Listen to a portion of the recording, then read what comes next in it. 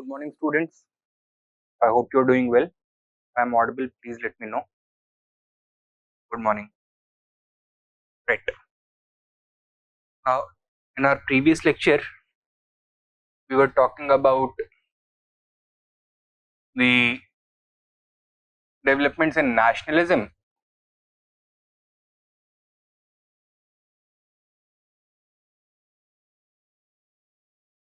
during the First World War.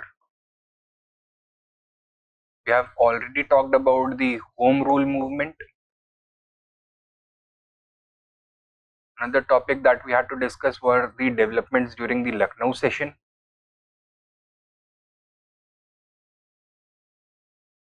Lastly, we have to talk about the August Declaration.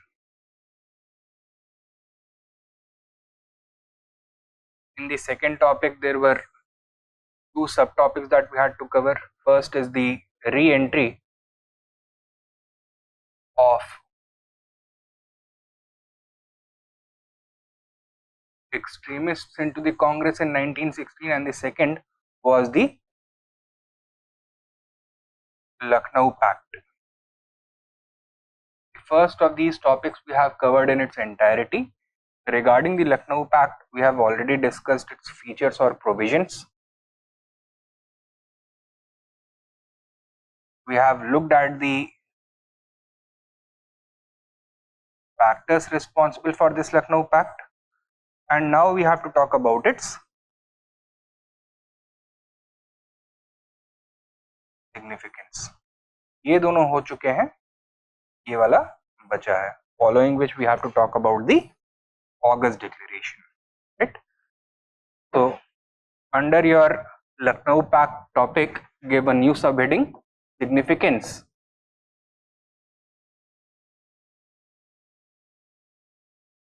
of the Lucknow Pact.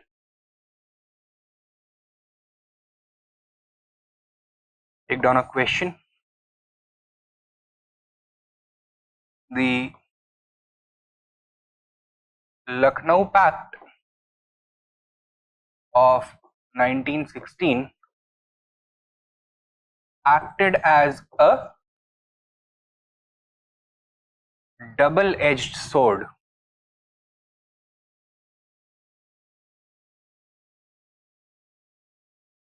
for the national struggle.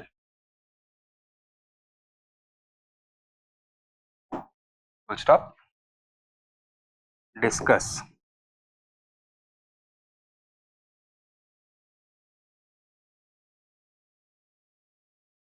(200 words, 15 marks. Right? Now, to address this particular question, first you will have to tell the examiner about the Lucknow Pact. So, in the introduction,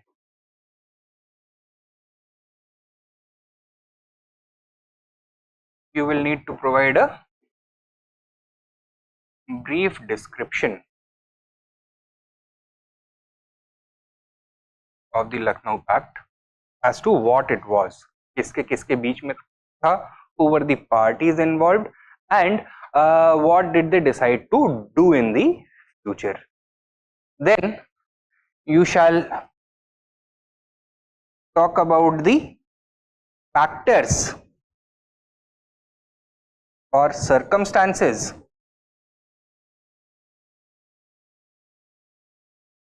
that made the Lucknow Pact possible, right? So आपने provisions और factors दोनों को address करना है, following which you will come to the main portion of your answer, that is the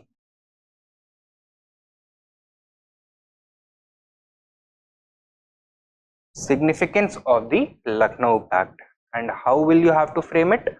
As if it was a double-edged sword for the national struggle against colonialism in the long term, right?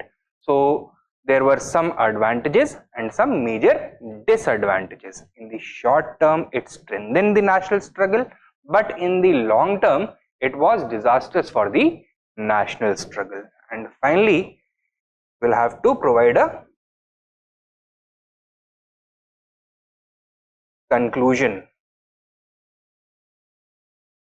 by linking the Lucknow Pact with the future developments during the national struggle. So you'll have to provide forward linkages. Right.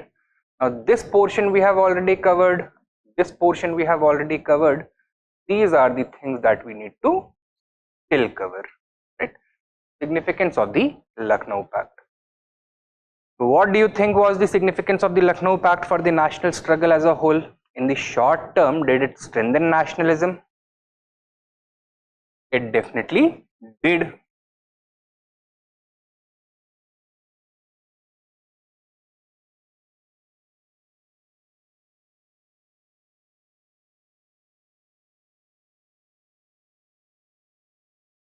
The Lucknow Pact represented the emerging political unity or secular coalition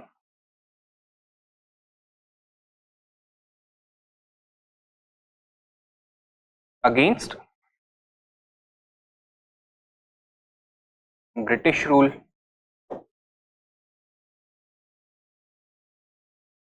It also represented emerging religious harmony, which weakened the British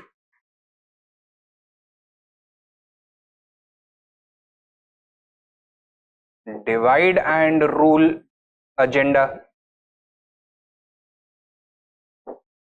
which was acting as a major hurdle to the national struggle. It was responsible for the large-scale participation of both Hindus as well as Muslims in the upcoming mass movements. So, communal harmony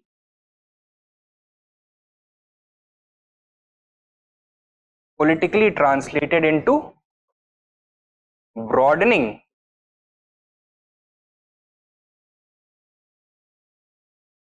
of the social base of the Indian national movement, wherein both Hindus and Muslims participated enthusiastically and in large numbers during movements such as the Rowlatt Satyagraha as well as the Khilafat non-cooperation movement. This emerging unity and strength also pressurized the British to a greater extent, forcing them to respond positively to the nationalists' demands.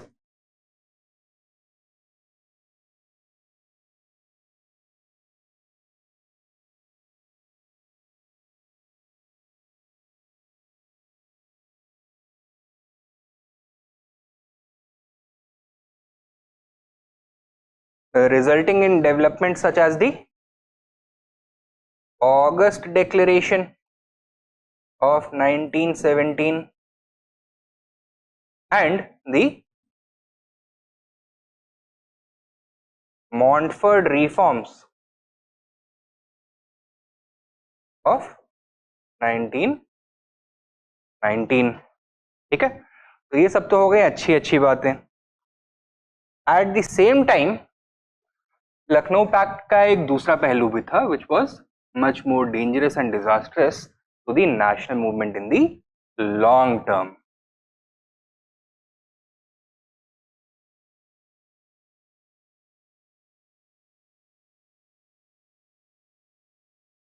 Limitations क्या थे इसके? That it was decidedly short-sighted.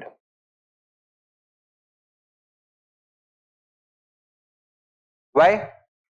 Because in the search for greater national and communal harmony and unity, the long-term interests of the nation had been sacrificed. The Muslim leagues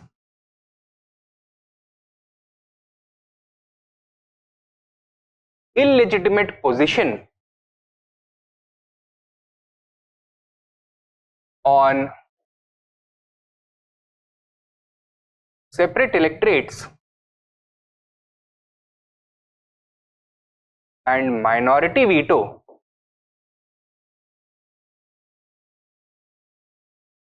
were legitimized and accepted by the Congress. Okay? Therefore, in the future, the Congress would face immense difficulties when retracing its steps, when pulling back its support for these issues, these demands. Okay?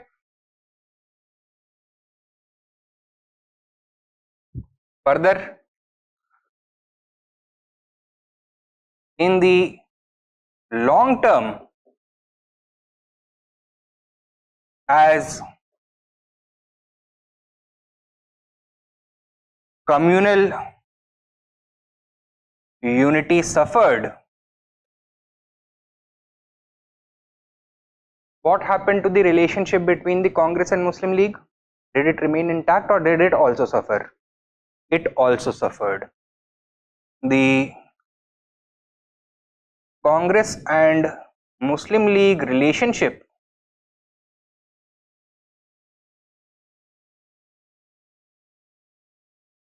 also suffered. Okay? So the pact between the Congress and the Muslim League could remain valid only so long as there was unity at the ground level. Pact between the Congress and Muslim League was never actually responsible for communal harmony. People of India, both Hindus and Muslims, had come together of their own accord because they faced similar issues, similar problems, and a common enemy. So that is why they had come together. They had decided to sacrifice their religious or communal interests. But as the relationship between the communities soured, so did the relationship between the Congress and Muslim League. Okay. Thirdly, the Lucknow Pact also had the effect of creating a virtual parity between the Congress and Muslim League. Both had come together and negotiated as equals. The Muslim League had been able to force the Congress to accept some of its most egregious demands, such as its position on separate electorates and minority veto. And this is going to be very disastrous for the Congress in the long run. The Congress, since its very beginning, had been claiming that it is the legitimate representative of all Indians, including both Hindus as well as Muslims. But the Lucknow Pact had legitimized the Muslim League as the representative of Indian Muslims. तो अब दोनों के बीच में इसके ऊपर भी tussle होगा in the future. The Lucknow Pact gave legitimacy to the Muslim League as the representative of Indian Muslims.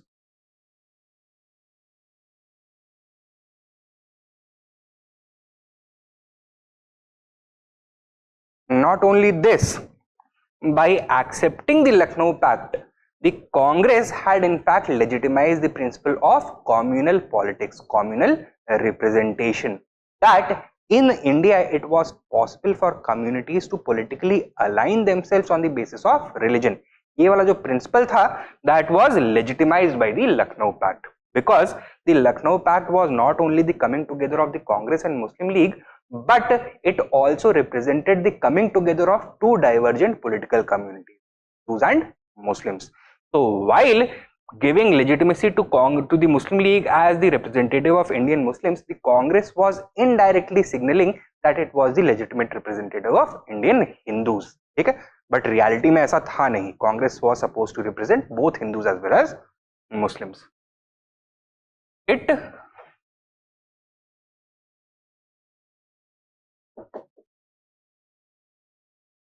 legitimized the principle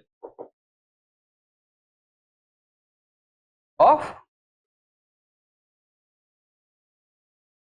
communal representation and politics, or communal politics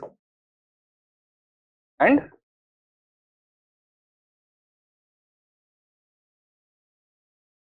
representation. और ऐसा तो था नहीं कि इंडिया में अलग अलग कम्युनिटीज की कोई कमी है, राइट? आप एक शहर से दूसरे शहर में जाओ, आपको 4 नई कम्युनिटीज मिल जाएंगी। एक प्रदेश से दूसरे प्रदेश में जाओ, 15 नई कम्युनिटीज मिल जाएंगी।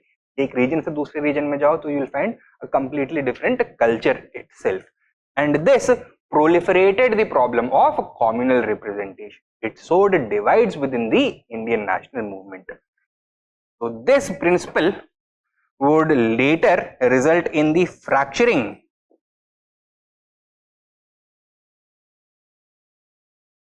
the socio-political fabric of India, right? And दुश्मन का फायदा कब होता है? जब आप यूनाइटेड होते हैं या फिर अंदर से डिवाइडेड होते हैं? जब अंदर से डिवाइडेड होते हैं। तो it also exposed the nationalist struggle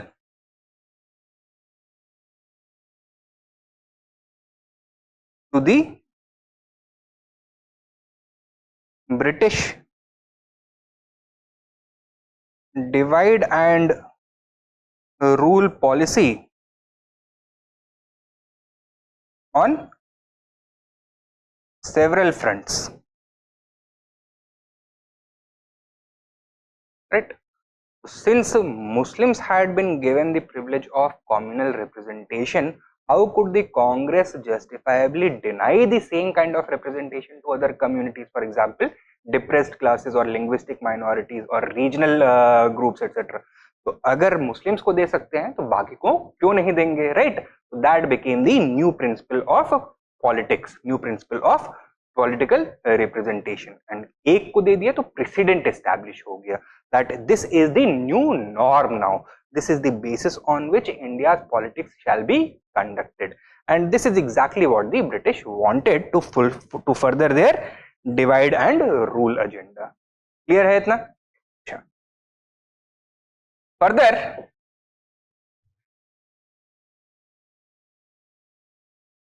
later disagreements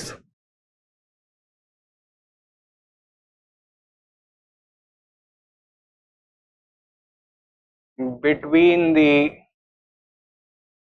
Congress and Muslim League on core issues.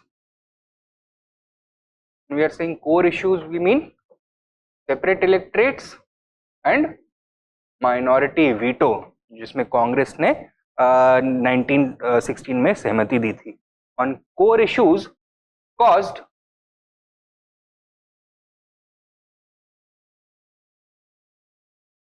constant friction. ठीक है? Caused constant friction.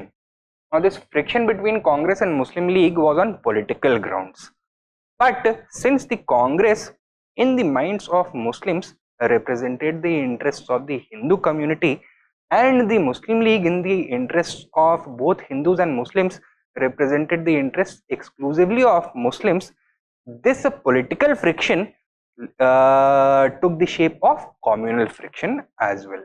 Okay? Caused constant friction, resulting in the degradation of national political and social unity. ठीक है,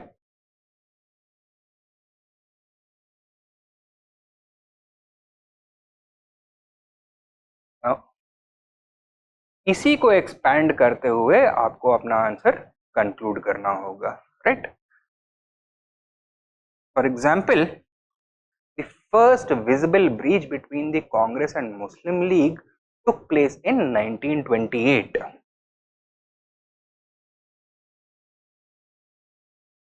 In the backdrop of the newly released Nehru report and Jinnah's response to it.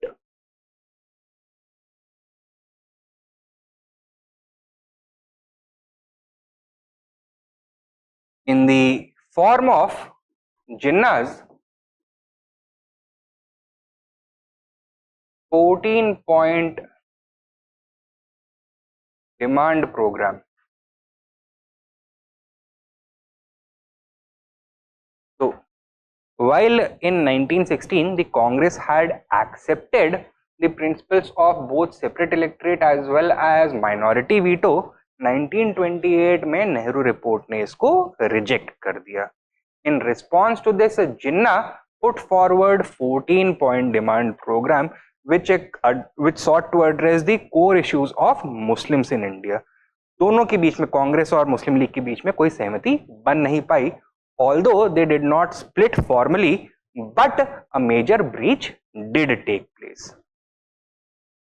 Similarly, during the last stages of the national struggle in 1944-45, due to the poor relationship between the two communities as well as the two parties, a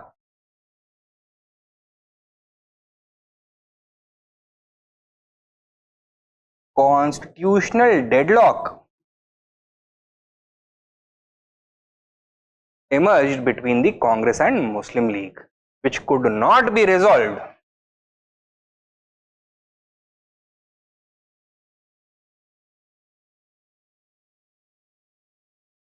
To the political route, resulting in the painful partition of India. Further,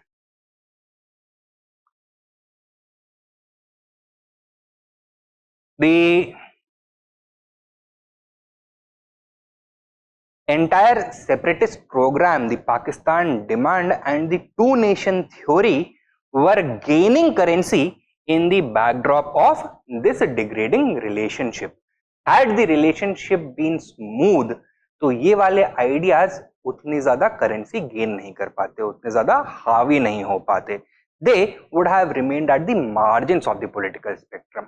But because there was increasing competition and friction between the two communities and parties, दोनों groups में ये feeling emerge होने लग गई that now the relationship between Hindus and Muslims is a zero sum game, and that is exactly what the two nation theory stands for.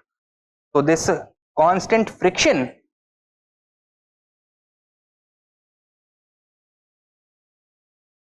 facilitated the strengthening of the two nation theory.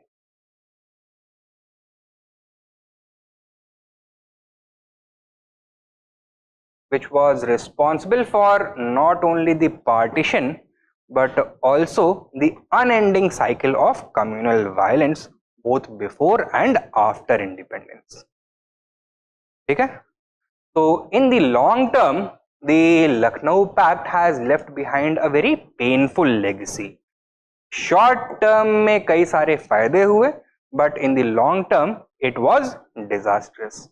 And that is exactly what the question is also. The Lucknow Pact of 1916 acted as a double-edged sword for the national struggle. Discuss. शुरुआत में introduction में brief description देना है Lucknow pact का, summarising its important features and provisions.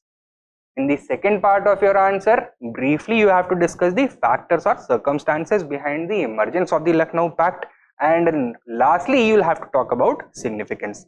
Roughly 70% of your answer shall be dedicated to discussing the significance and concluding the answer, which shall be a continuation of the significance. यहाँ पे आपको forward linkages establish करने होंगे what was the fallout of the Lucknow Pact in tangible terms during the future of the national struggle, right? That is exactly what we have to do. Now ये हम discuss कर चुके हैं, ये discuss कर चुके हैं, ये मैंने समझा दिया है, इसको जल्दी से लिख लेते हैं. तो आई होप ये हेडिंग दे दिया आपने, significance of the Lucknow pact and ये question. And now write down the Lucknow Pact, the Lucknow Pact between the Congress and Muslim League, between the Congress and Muslim League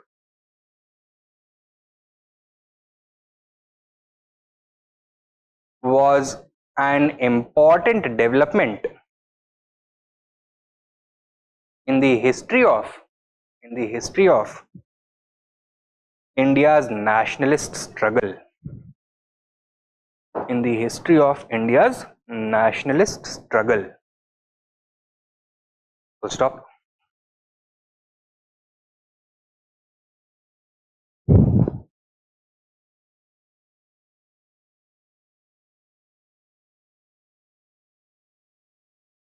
Next point. In the short term,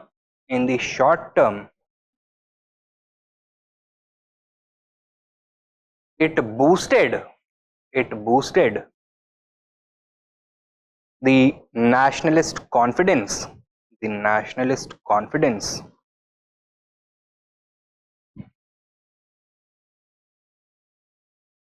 and pressurized the British,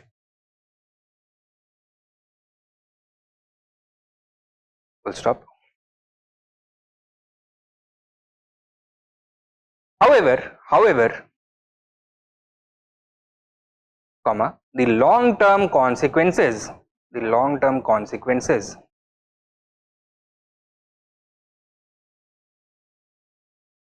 of the Lucknow Pact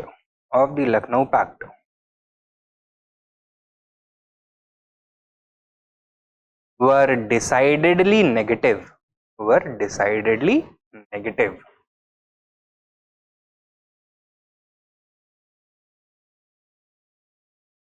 Full stop.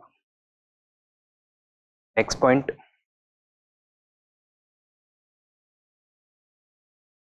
This paradox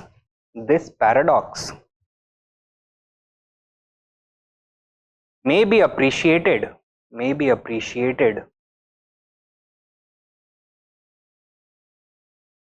by looking at the strengths and limitations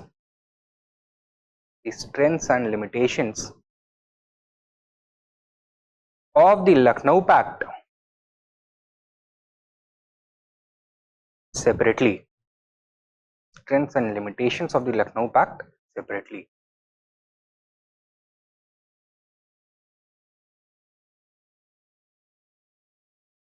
सब heading लिखो. Strengths of the Lucknow Pact.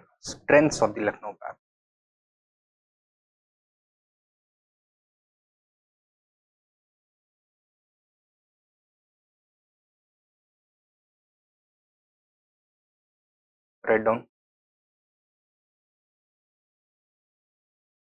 The Lucknow Pact definitely strengthened nationalism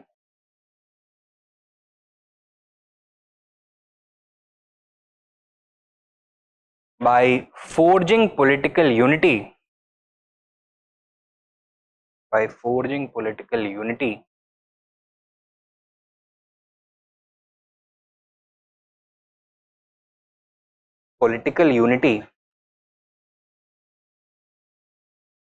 and creating a secular coalition of Indians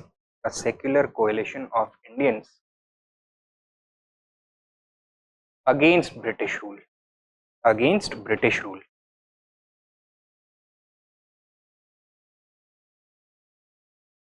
Next point.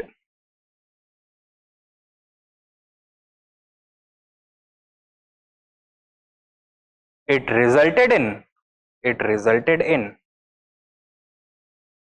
visible religious harmony,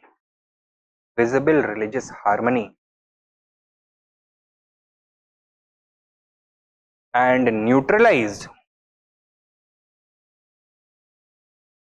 the divide and rule politics,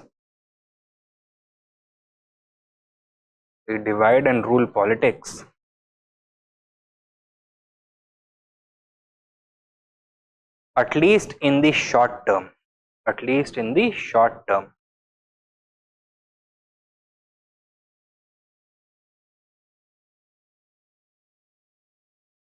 Next point.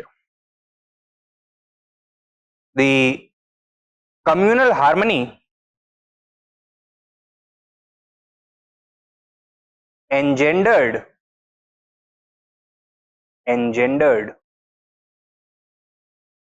by the Lucknow Pact translated to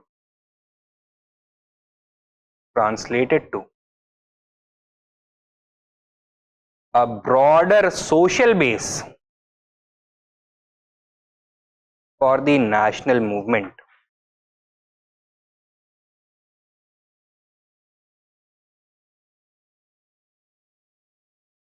Full stop. Muslims who had largely remained aloof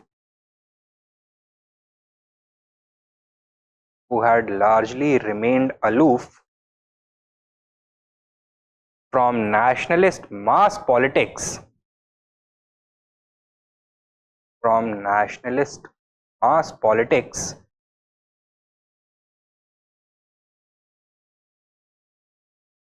participated in large numbers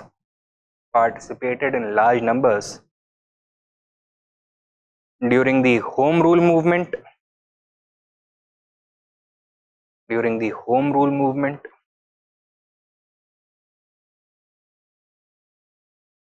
comma, Rowlatt Satyagrah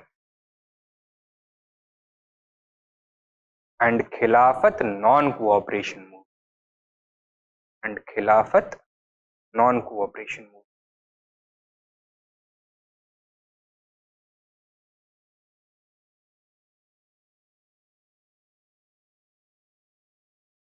Stop. Next point. Subsequently,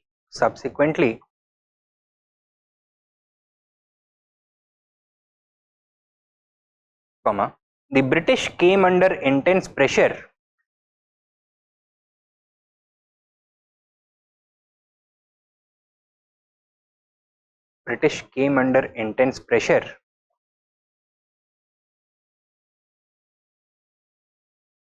forcing them to respond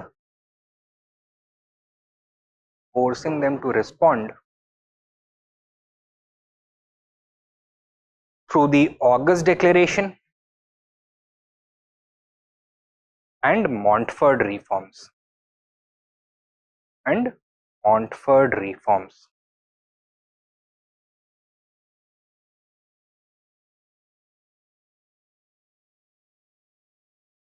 ठीक है.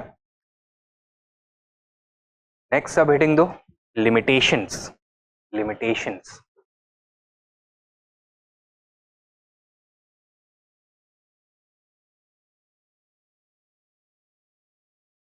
In the larger scheme of things,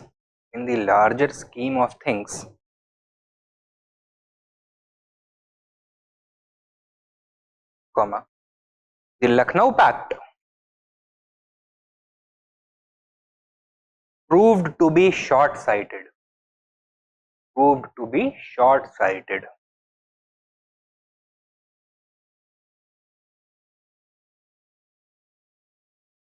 Full stop.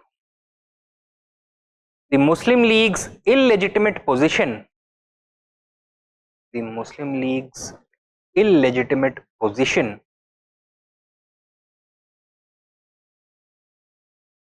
on dangerous issues such as separate electorates,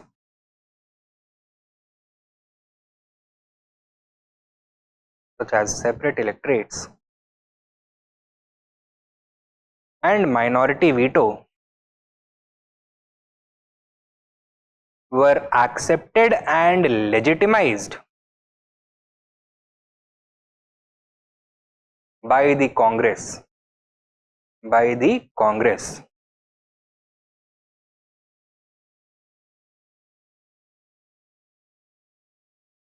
Full stop. In the future,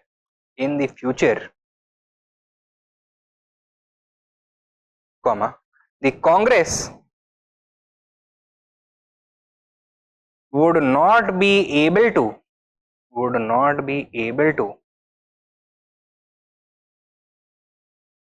clearly walk back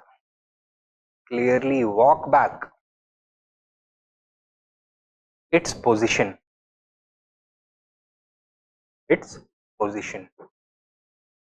ठीक है.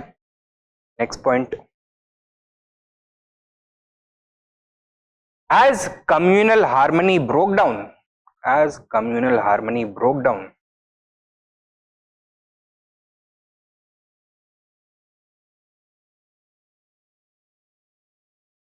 comma, the Congress League relationship also suffered.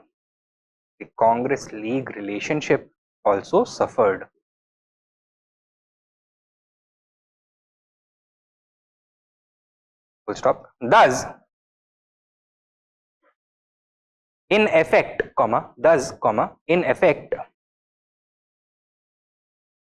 the pact was a short-lived affair.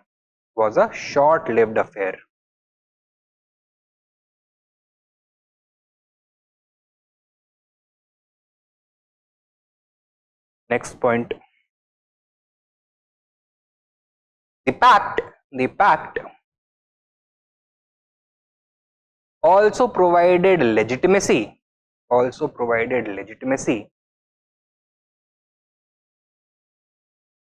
to the Muslim League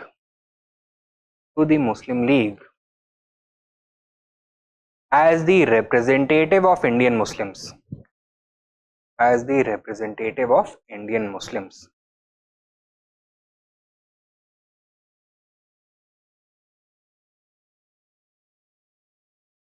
Full stop. The Congress had entered the pact with the League as equals.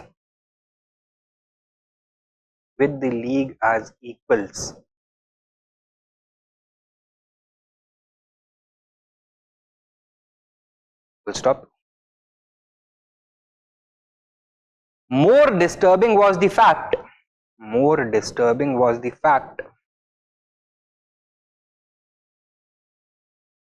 that the pact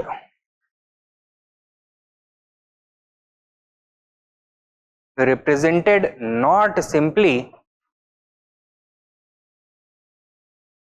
a political agreement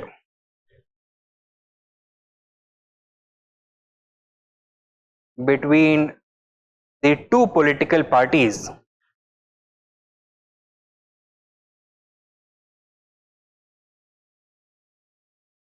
but a social pact between the Hindus and Muslims.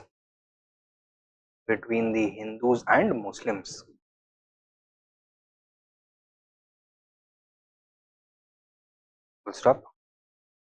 Therefore, the Congress had unwittingly succeeded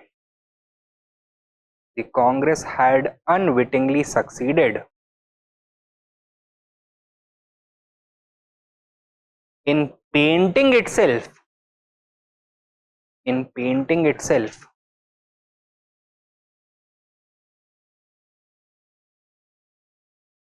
as the representative of Hindus.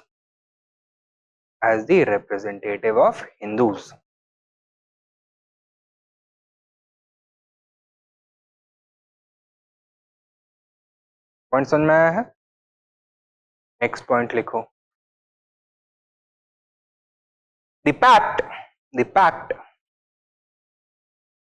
essentially legitimized the principle of communal politics. Pact essentially legitimized the principle of communal politics and representation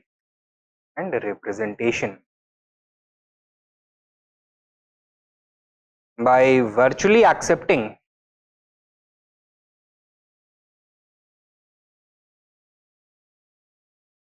the League as an advocate of Muslim interests.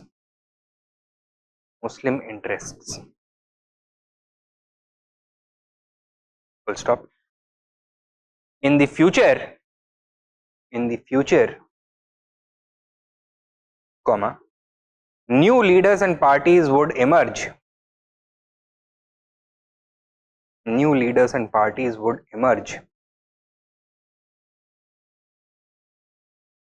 To represent the interests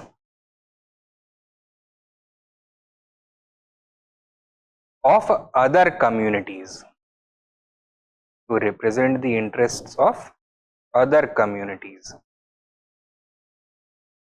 Full stop. This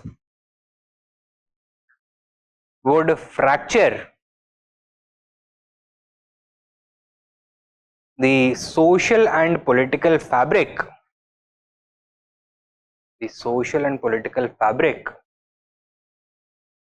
of India,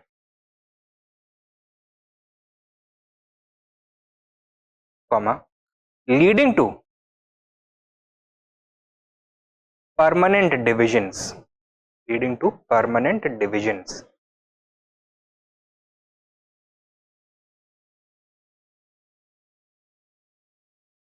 Lastly लिखो,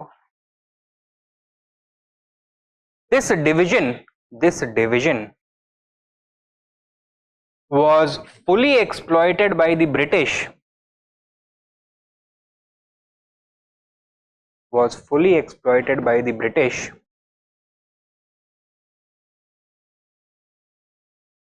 through their divide and rule policy.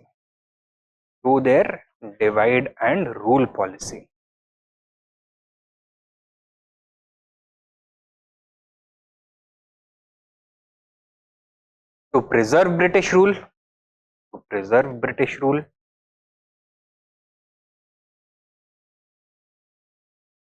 and stunt the growth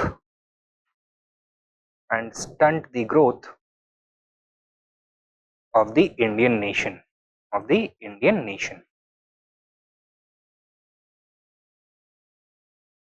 Next point लिखो, future differences between the Congress and Muslim League.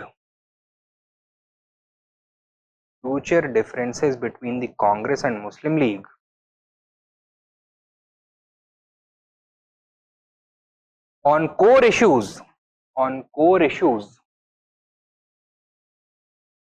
such as separate electorate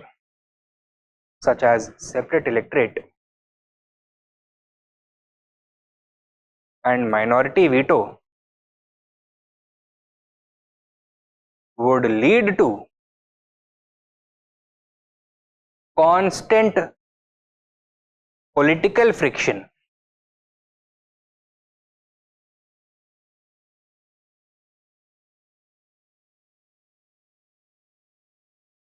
causing communal tension and disharmony.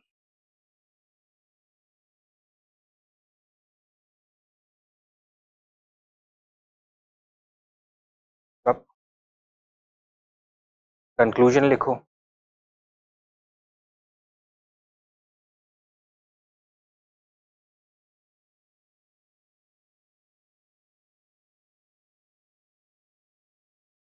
the first visible breach between the Congress and Muslim League occurred in 1928, occurred in 1928, comma, in the backdrop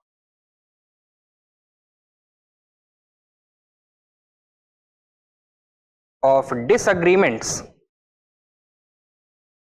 over the Nehru report, over the Nehru report.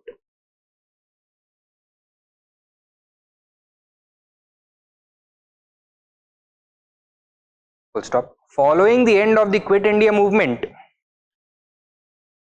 following the end of the Quit India movement, comma, these differences took on the shape of a constitutional deadlock, of a constitutional deadlock, of a constitutional deadlock, of a constitutional deadlock that could not be resolved, that could not be resolved politically, that could not be resolved politically. Stop. The constant friction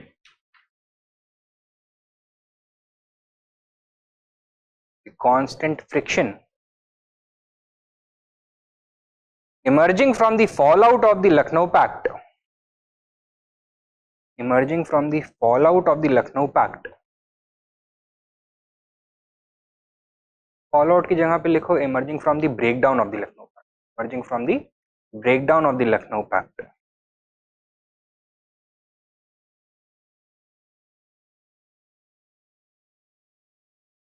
strengthened the two-nation theory,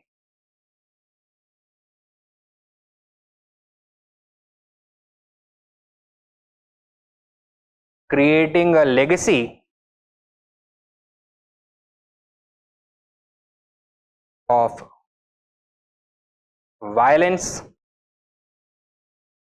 suffering and partition, violence, suffering and partition.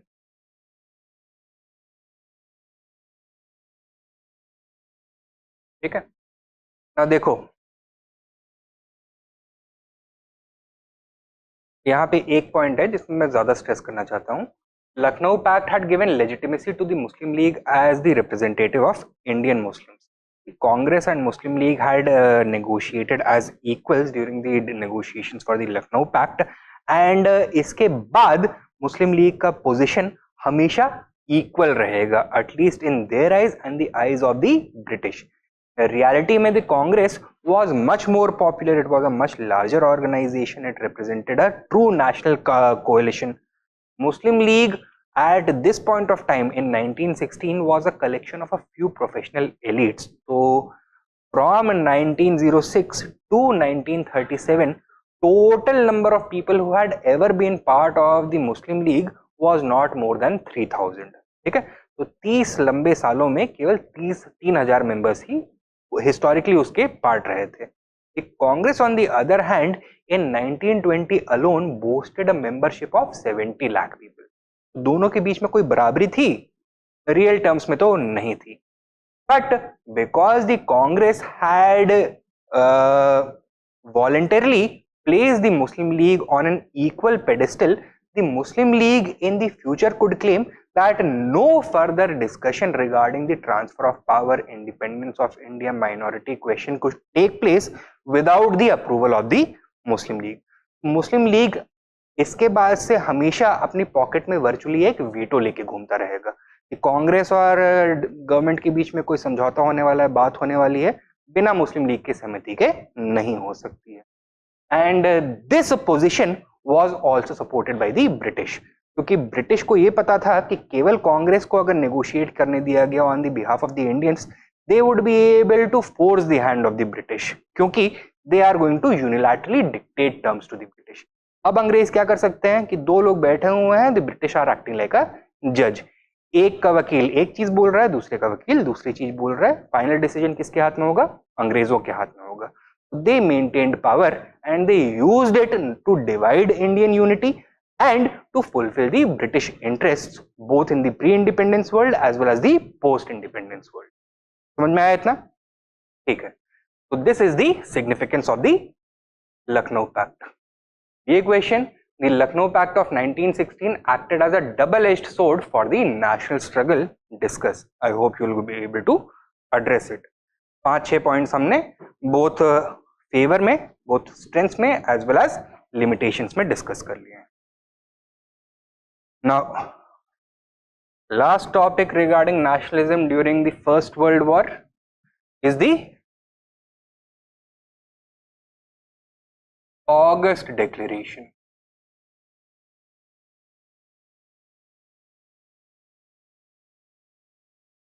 also known as Montague's Declaration or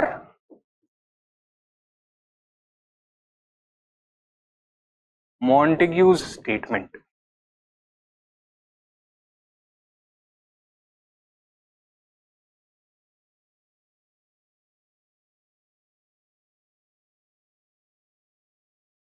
What was it?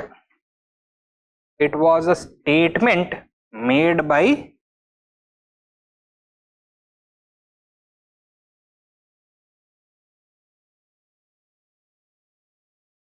Montague.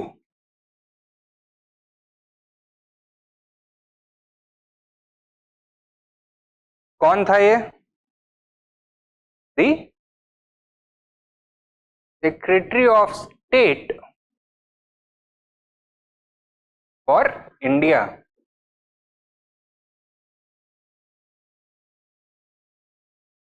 When in August of 1917, August Declaration. कहां पर? हिंदुस्तान में या England में? England में. Secretary of state London में ही serve करता था.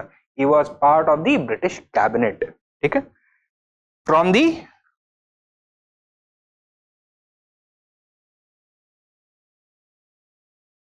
Floor of the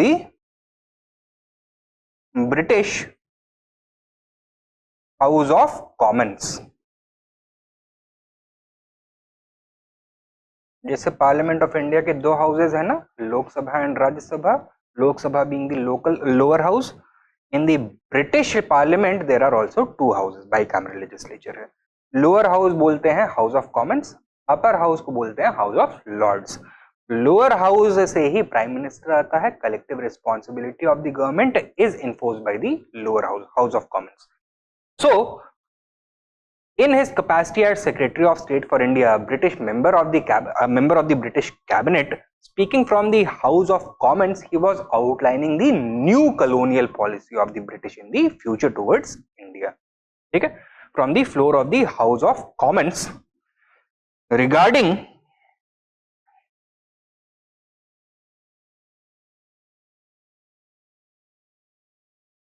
Britain's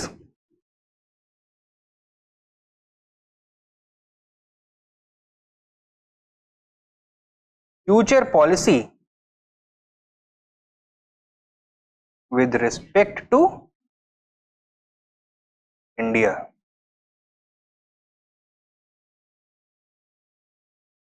ठीक है. What were the contents of this statement?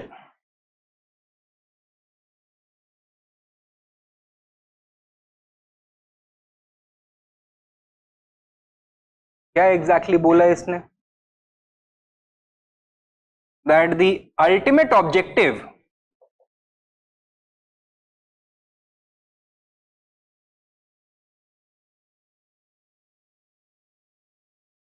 of the ongoing set of constitutional reforms in India was to prepare Indians for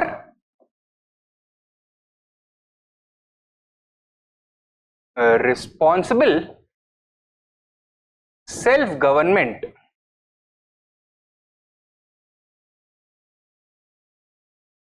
in the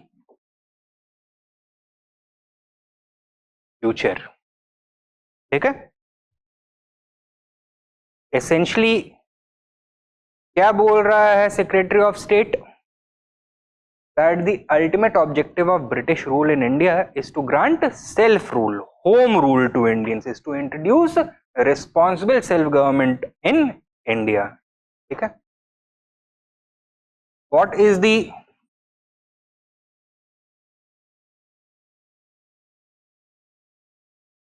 significance of this statement?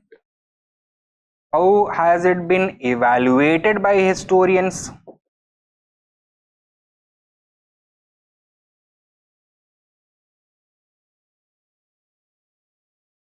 Did it represent any kind of victory for the nationalists? Yes. The nationalist demand for Swaraj was accepted in principle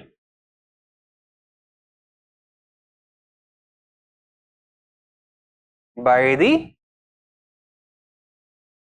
British government.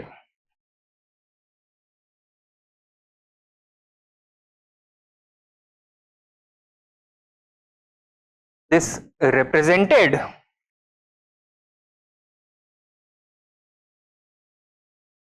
the success of the home rule movement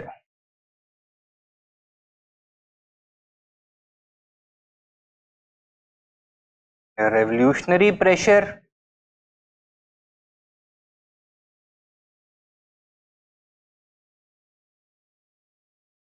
and the developments which had taken place with regards to the Congress during the Lucknow session,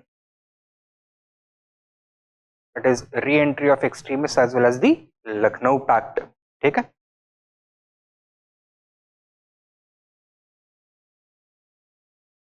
from this point forward the demand of Swaraj could no longer be taken as a seditious act. Indian leaders could not be imprisoned or charged with sedition simply for raising the slogan of Swaraj, raising the demand of Swaraj.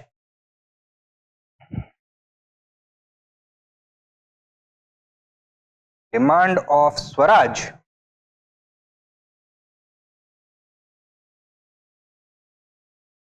became a form of protected speech.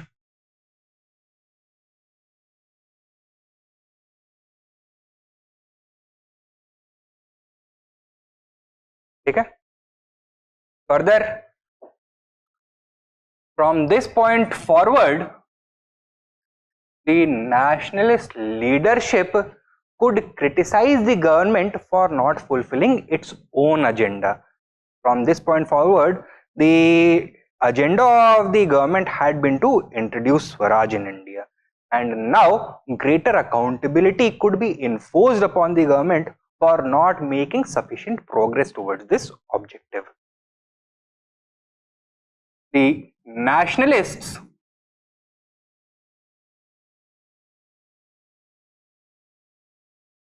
could hold the government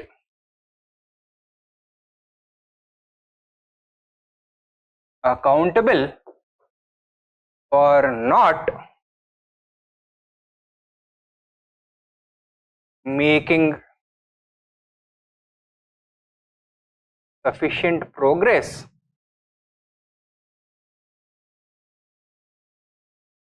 towards Swaraj or for derailing it. ठीक है,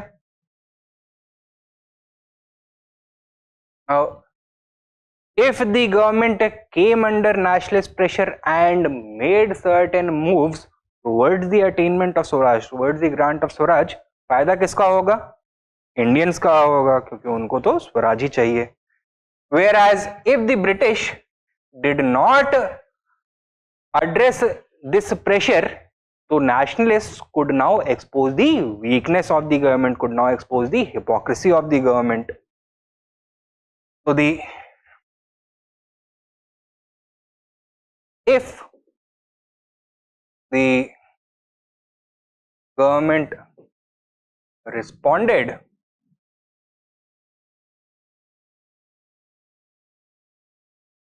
Indians would benefit.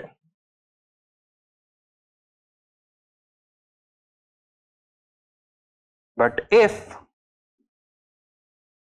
it did not respond,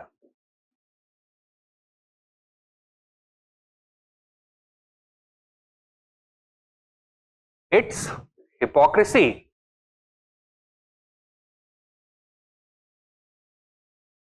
would be exposed.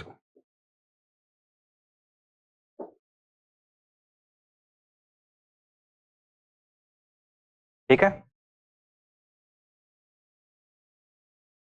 Further, since the government itself had legitimized the demand of Swaraj, the national discourse now shifted simply from demanding Swaraj to now defining the exact contents of Swaraj.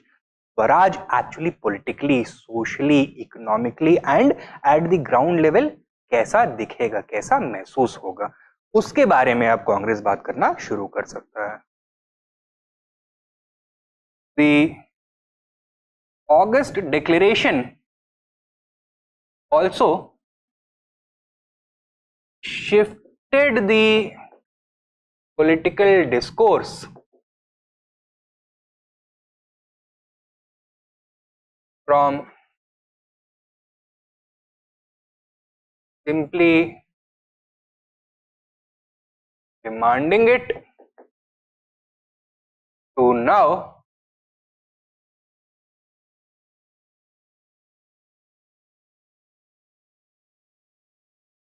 defining it.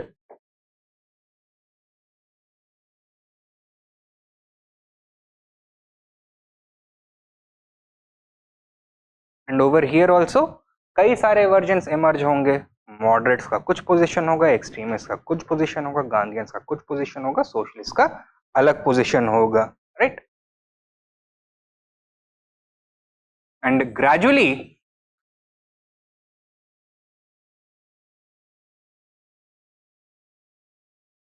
as the national movement evolved, the demand for Swaraj became more comprehensive.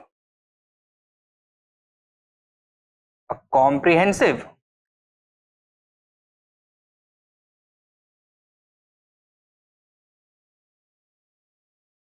definition of Swaraj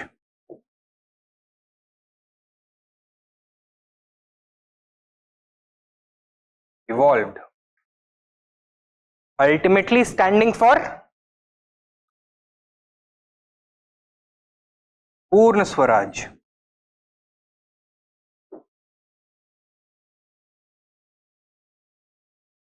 Wherein Swaraj would not simply mean the political independence of India from the British, the ending of British rule, but socio-economic liberation of the masses, cultural decolonization as well as equality. ठीक है.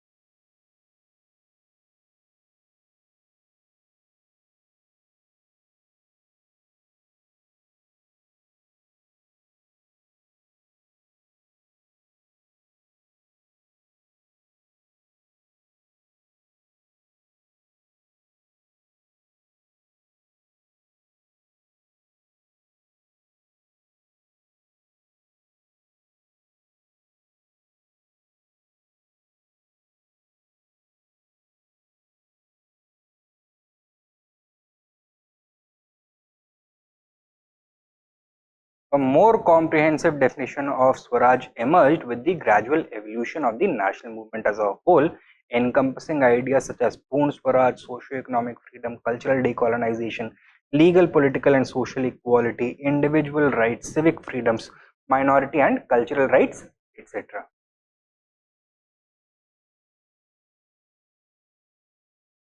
Okay. From this point forward, any new constitutional scheme introduced by the British is going to be scrutinized on the basis of the evolving definition of Swaraj. Okay? So the case for further we can say liberation of India from the British grasp would become an ideological part of the national struggle. क्योंकि अब अंग्रेजों के जो भी नए constitutional schemes है, for example the Montford act और the government of India act, that would be scaled, that would be rated by the nationalists on the scale prepared by their evolving definition of Swaraj. तो हाँ ठीक है, responsible governments में government of India act 1919 को मान लो 10 में से 3 point मिल रहे हैं, गवर्नमेंट ऑफ इंडिया एक्ट 1935 को 10 में से 5 पॉइंट मिल रहा है. ऐसा है नहीं मतलब, बट समझाने के लिए ऐसा बता रहा हूँ कि अब वो प्रॉपर रिपोर्ट कार्ड बना सकते हैं सरकार का. And on the basis of this, a more structured response to the constitutional reforms introduced by the British that could be brought forward by the Indians. The future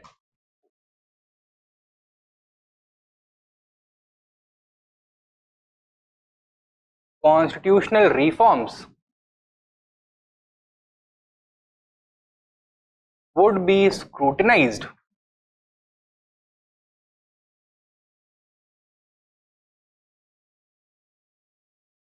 on the basis of the evolving idea of Swaraj. Thus, constant program for reform could be sustained. Kyun? Because with the passage of time, the demand for Swaraj became more and more comprehensive, more and more radical. ठीक है, अब ये तो देखो इसके positives हो गए, but reality कहीं और छुपी हुई है. The August Declaration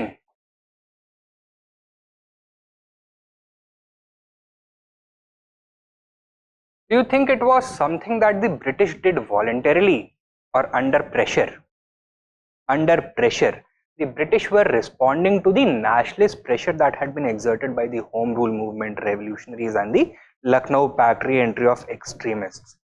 Do you think it was their voluntary decision to accept the idea of Swaraj? नहीं, उसको भी under duress उन्होंने accept किया था. And thus, do you think that the British were ever serious about the idea of Swaraj for India?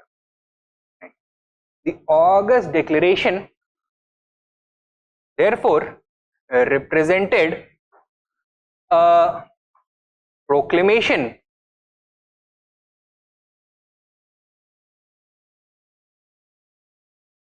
that the British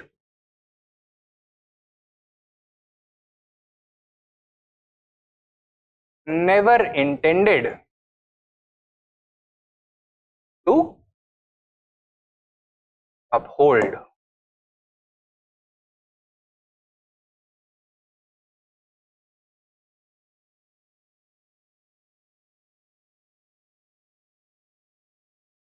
ये ऐसा ही है कि आप अपने किसी दोस्त को 100 रुपए देते हो, आप उसको बार बार रोज रोज बोल रहे हो दे दो दे दो दे दो, पैसे वापस कर दो, जरूरत है, एंड वो एक दिन तंग आके बोलता है हाँ ठीक है दे दूंगा, कोई दिक्कत नहीं है, राइट।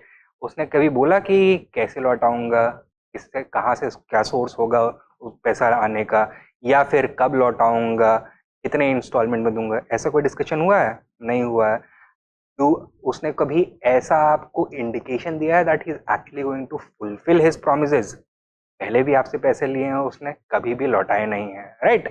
तो the British during the August declaration were that kind of friend, ठीक है। So they never intended to uphold their promises. They were never serious about the commitment towards Swaraj. And this is also reflected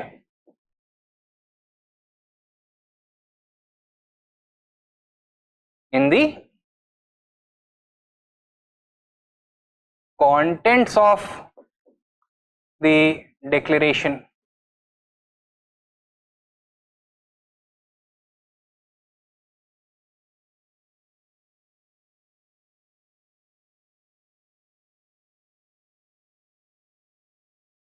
Did the British clearly mention, did the Secretary of State clearly mention what this ultimate objective of responsible self-rule would actually entail? Specific terms में कभी उसको discuss किया?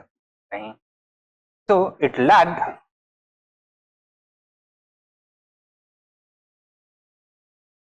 specific details and definitions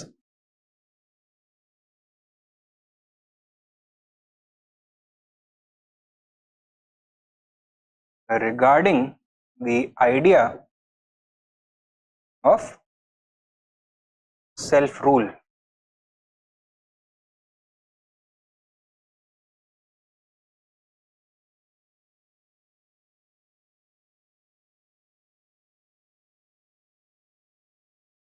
With this declaration, was there any accompanying move by the British to set up any constitutional body, an assembly or commission to discuss the idea of self-rule? नहीं, ठीक है। देर sir ये चला दीजिएगा।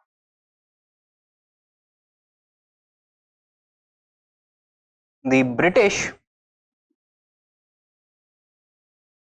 also did not make any concrete moves to introduce Swaraj in the form of any constitutional assembly, commission or body, right?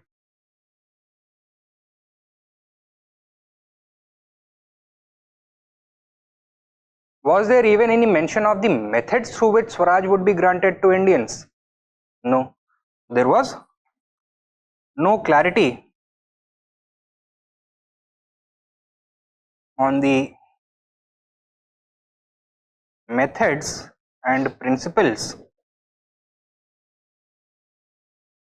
on the basis of which Swaraj shall be granted.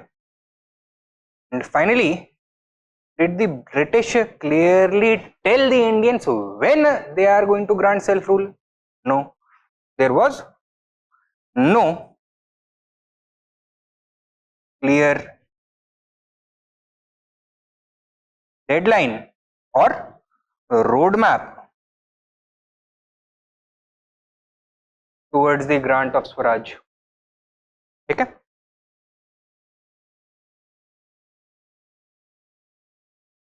And all this indicates that the British were not actually negotiating in good faith with Indians. They were simply providing lip service to Indians.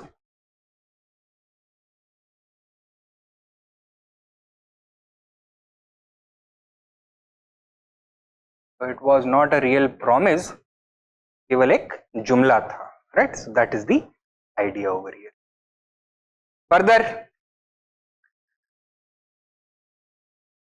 the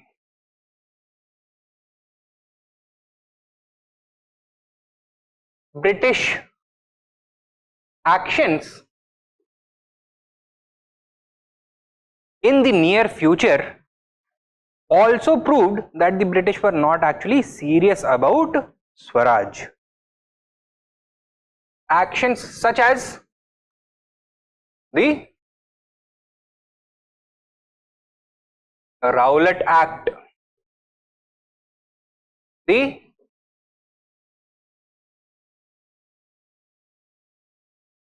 Jallianwala Bagh massacre,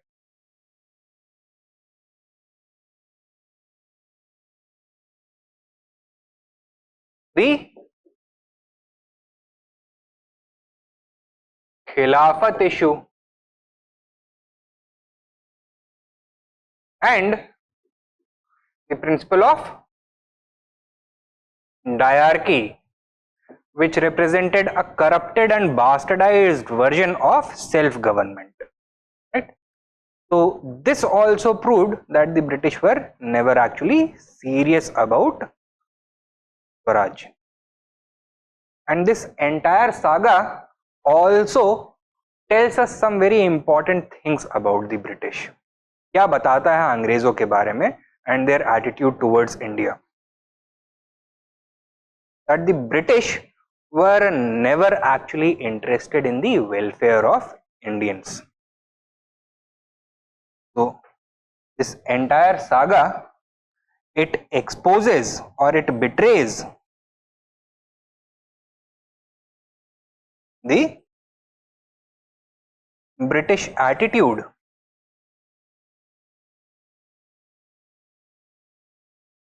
towards Indians.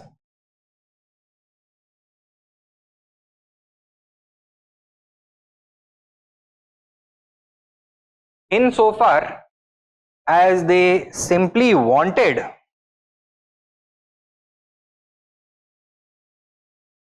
to maintain their rule in India at all costs.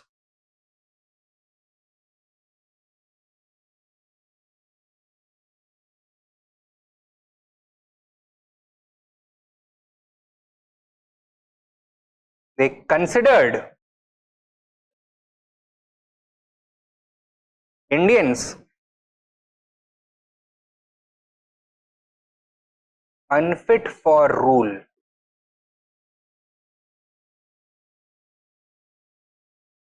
And wanted to frustrate, delay, and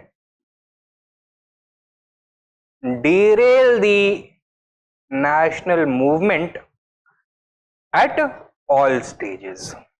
Okay? Wanted to preserve British rule. They considered Indians unfit for rule and wanted to frustrate, delay, and derail the national movement at all stages.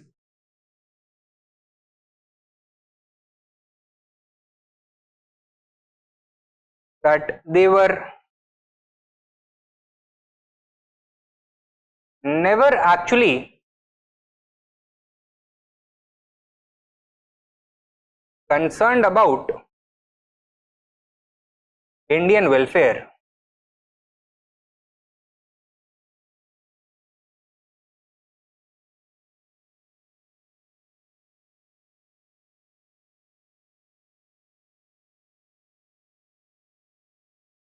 They did not consider Indians to be their equal partners and equal parts of their empire. So the concept of British citizenship never actually was extended to Indians in the eyes of the British. Rather, from the very beginning to even this stage and even later, the British are going to consider Indians as a prey and themselves as the predator. तो their relationship with Indians was the kind of a relationship between a tiger and a deer. ठीक है, तो इस तरह का relationship वो perceive करते थे. And thus in the future the Indians are going to be extremely wary of any such British promises. तो Indians अब आगे से ऐसे promises के ऊपर कभी भरोसा नहीं करने वाले हैं. And this was an important factor behind the continuous national resistance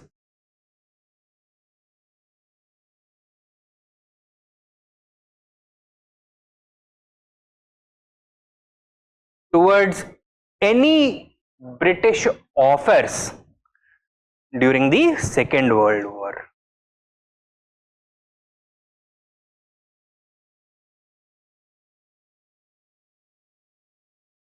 For example, August offer, rejected. Cripps proposal, rejected. Wavell plan, rejected. Cabinet mission plan, rejected. ठीक है? तो क्योंकि the Indians did not trust the British to keep their promises. They had already been betrayed in the August Declaration, and therefore कुछ tough lessons learn किए future generation of nationalists ने. They would not so easily trust the British. So herein lies the significance of the August offer. Clear है? Very quickly, इसको लिखवाने की जरूरत है या फिर हो जाएगा? आई थिंक ज्यादातर चीजें तो लिखवाई दी हैं, है ना? तो क्या था August declaration? Statement by Montagu, the Secretary of State for India, made in August 1917 from the floor of the British House of Commons, outlining Britain's future policy with respect to India. It stated that the ultimate objective of the ongoing scheme of constitutional reforms was to prepare Indians for responsible self-government in the future. While the declaration was significant in many positive respects, such as the nationalist demand for Swaraj being accepted in principle by the government, resulting in the representing the success of the home rule or nationalist pressure जो कि अभी तक बना रहे थे, the demand of Swaraj now became protected speech, and no Indian leader or individual could be prosecuted simply for demanding Swaraj. Nationalists could in the future hold the government accountable for not making sufficient progress towards Swaraj or for derailing it entirely. If the government responded positively to the nationalist pressure, Indians would benefit. If it did not, it would expose the hypocrisy of the government.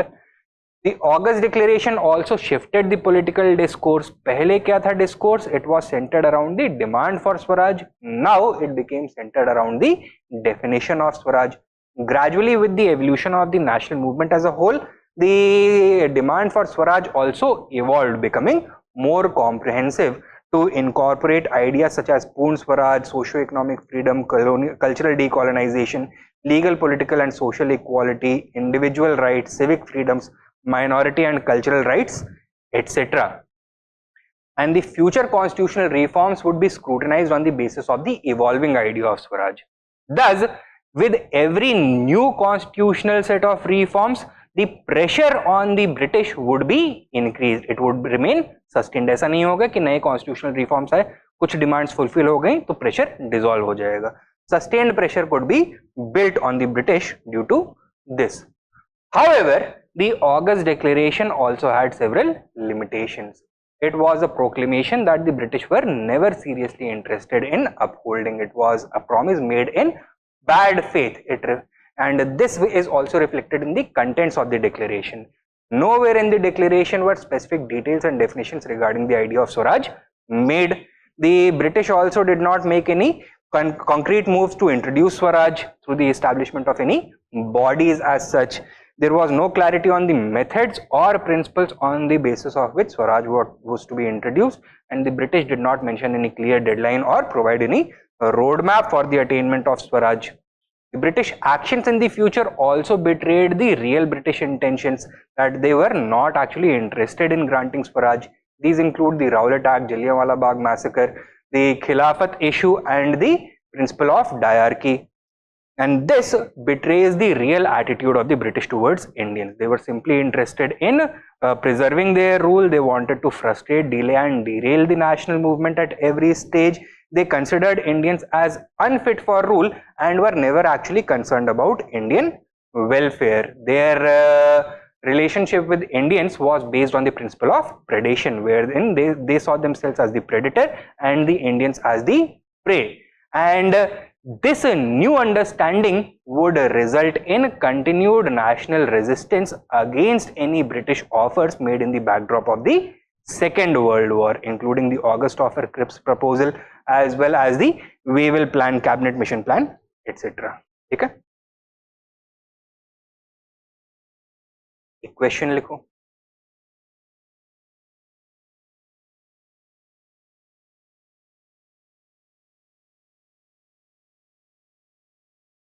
Critically evaluate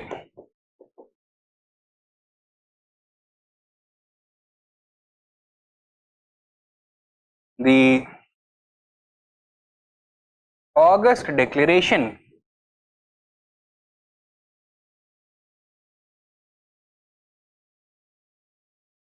made by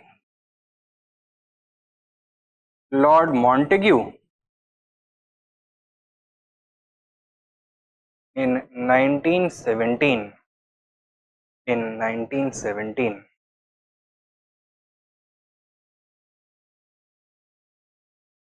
did it represent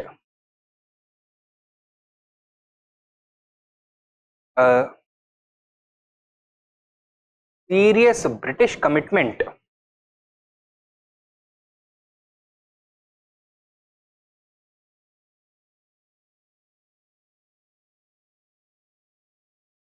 to the idea of self-rule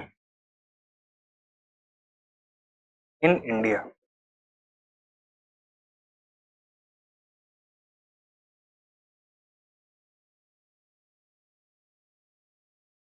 (200 words, 15 marks.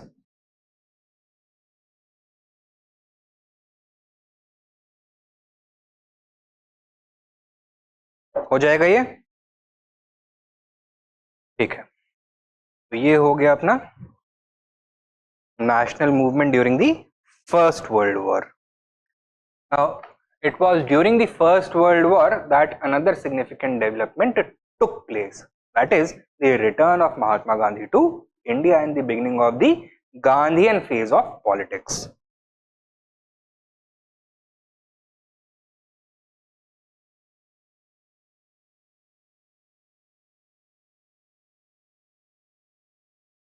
Now,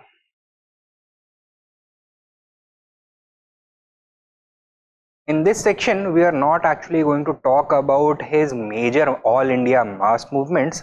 Rather, we are going to provide a background to Mahatma Gandhi, his thought, his activities in South Africa and the early Gandhian movements in India. ठीक है, इसके बारे में बात करेंगे.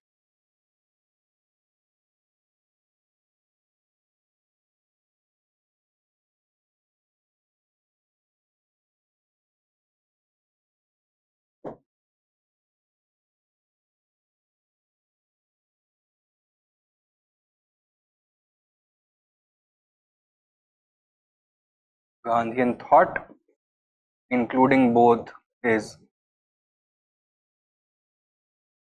religious thought as well as his political thought, his ideology and strategy. Finally, we are going to talk about the early Gandhian movements.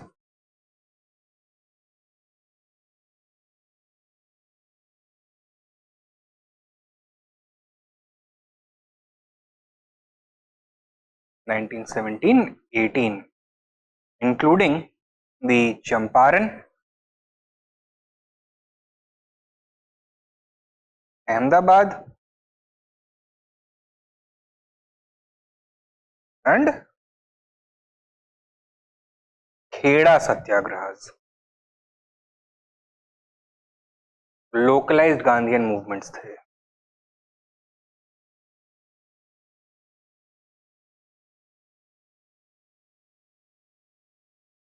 First of all, Gandhi in South Africa.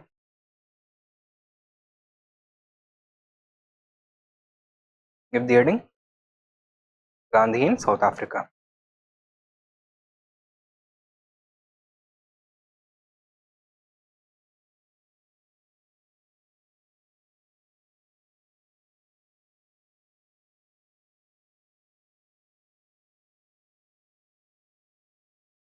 When did Mahatma Gandhi go to South Africa? 1893. क्यों गए थे? Safari करना? क्या करने गए थे? काम से गए थे. He was a barrister, advocate थे, and he had gone to represent his Gujarati origin friend Dadabhai Abdullah and his concern Dadabhai Abdullah and company in a legal matter in South Africa.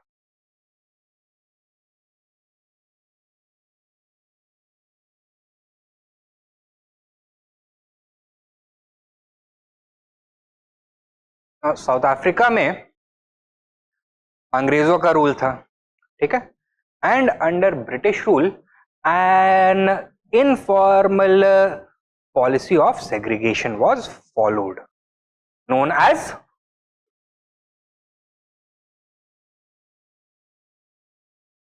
apartheid.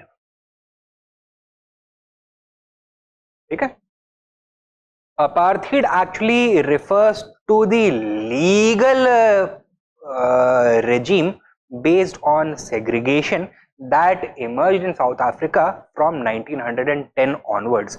1910 में south Africa को home rule grant कर दिया गया था, तो वहां पे legal अब सेग्रीगेशन करने लग गए थे on the basis of race.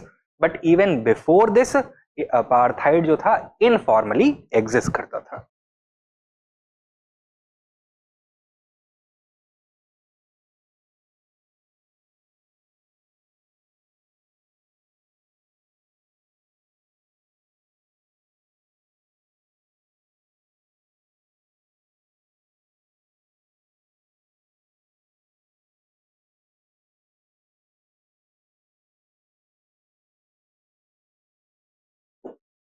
So South Africa was racially segregated under British rule. Out of the total population of South Africa, whites accounted for roughly 18% of the population. The blacks accounted for roughly 70% of the population. Mixed race individuals, that means offspring of both blacks as well as whites, इनको coloreds बोलते थे.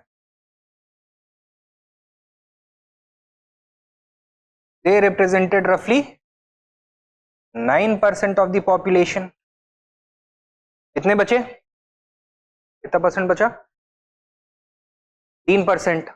ये बाहर से आते थे. बाहर से कहां? एशिया से.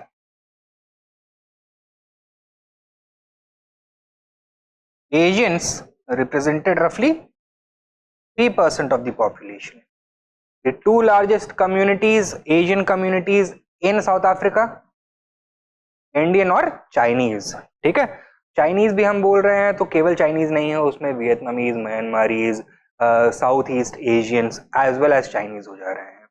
However, among Asians the largest community was definitely of Indians. Roughly 2/3 of the total number of Asians living in South Africa were Indian.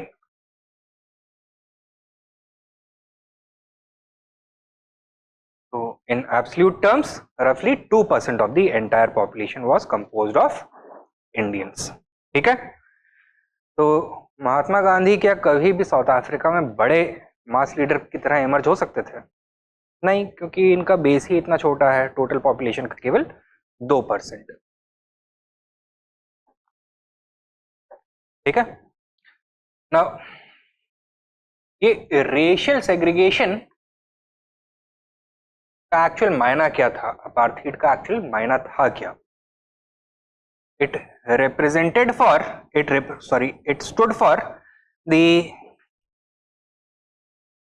Legal and social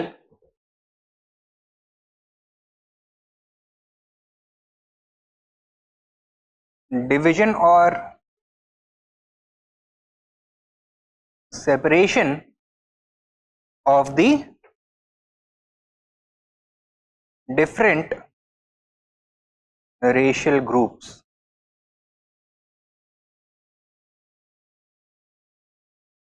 ठीक है. Segregation involves the element of separation. अलग अलग groups को physically as well as legally separate रखने को के regime को बोलते हैं अपार्थाइड और segregation. It involved the establishment of different schools, parks,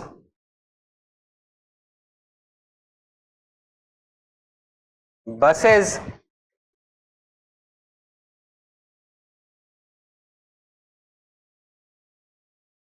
even toilets,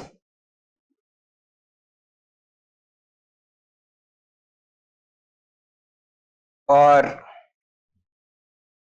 let's say cinemas, theaters, restaurants,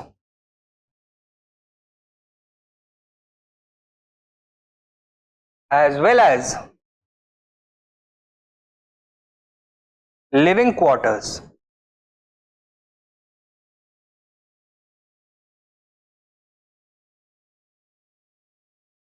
For the different racial groups.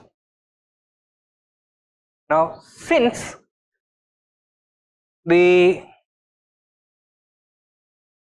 racial composition of South Africa was not binary, it consisted of at least 4 or 5 different racial communities. Therefore, जो segregation actually enforce किया जाता था, that was between the whites and the non-whites. ठीक है, non-whites के बीच में भी segregation था, लेकिन उसको उतना stringently enforce नहीं किया जाता था. Is this much clear? Further, apart from these kinds of physical segregation, legal segregation was also in practice. For example, interracial marriages, sexual relations, etc. all of these were prohibited. तो जो colored population था, they were heavily discriminated against. They were largely outcast. और जैसे अभी भी होता है कि कई जगह पे आपने देखा होगा इंडिया में भी कुछ रिलीजियस कम्युनिटीज में बहुत ज्यादा इंथुजियास्टिक मेंबर्स होते हैं जो लोकल जत्थे बना करके ऐसे लोगों को टारगेट करने की कोशिश करते हैं. तो this also used to go on back then. Is this much clear? Now while in South Africa in 1893, Gandhi ji had a life changing experience. कहां पर? गांधी जी के जितने भी लाइफ चेंजिंग एक्सपीरियंसेस हुए हैं सब रेलगाड़ी में हुए हैं. ठीक है, तो on a train ride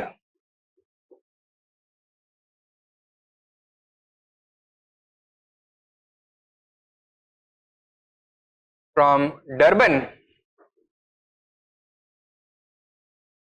to Pretoria,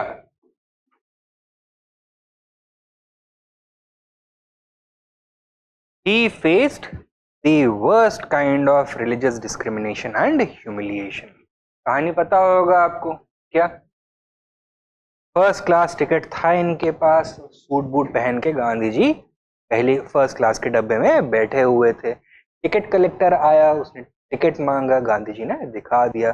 फिर गांधी जी का उसने हाथ की चमड़ी देखी, that it was not white, it was brown. शक्ल देखी, पूरा पता लग गया कि हिंदुस्तानी है. तो टिकट कलेक्टर ने बोला कि इंडियंस केवल थर्ड क्लास में बैठ सकते हैं. गांधी जी प्रोटेस्टेड कि भाई मेरे पास फर्स्ट क्लास का टिकट है, I should be allowed to sit in this compartment. तो लोग बैठे हुए थे, उन्होंने भी प्रोटेस्ट किया कि हाँ भाई बंदा तो ठीक बात कह रहा है कि पहली क्लास का टिकट क्यों दिया अगर नहीं बैठने देना था. Anyway, in the end police को बुलाया गया, Gandhi ji was thrown out of the train. पूरी रात वो बैठे रहे at the station eight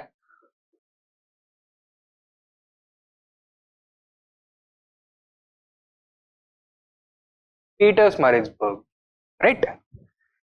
Afraid even to go into the waiting room कि वहां पे भी इसी तरह का मिसट्रीटमेंट ना हो इनके साथ. So the entire cold night he kept shivering and thinking. क्या सोचा इन्होंने? That I used to think that Indians को अंग्रेज नीचा इसलिए देखते हैं because Indians are backward, uneducated, superstitious. But I am none of those things. I am highly educated. I am an English trained lawyer.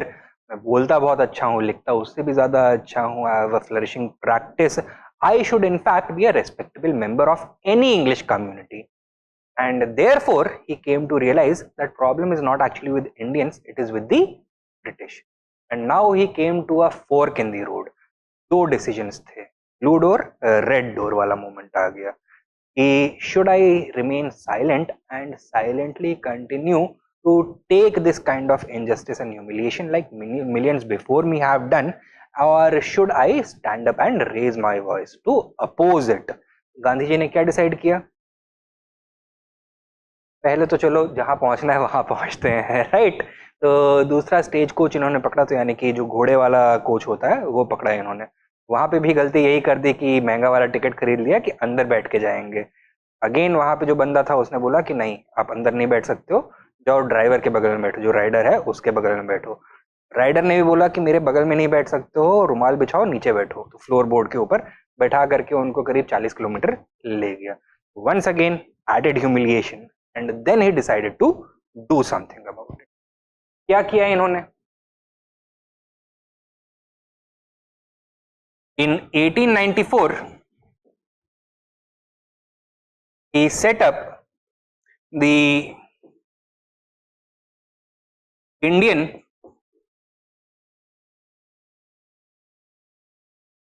Natal Congress.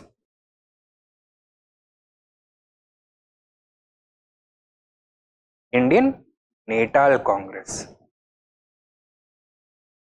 In order to generate sympathetic public opinion in favor of the Indian community living in South Africa.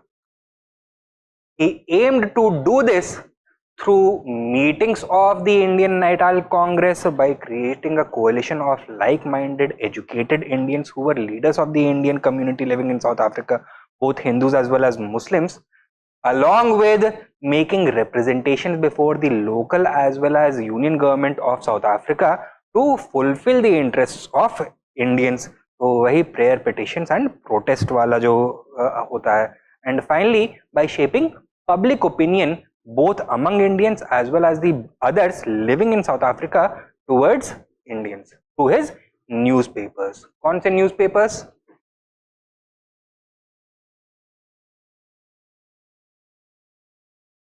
Indian Opinion and Young India. Sorry, through his newspaper Indian Opinion.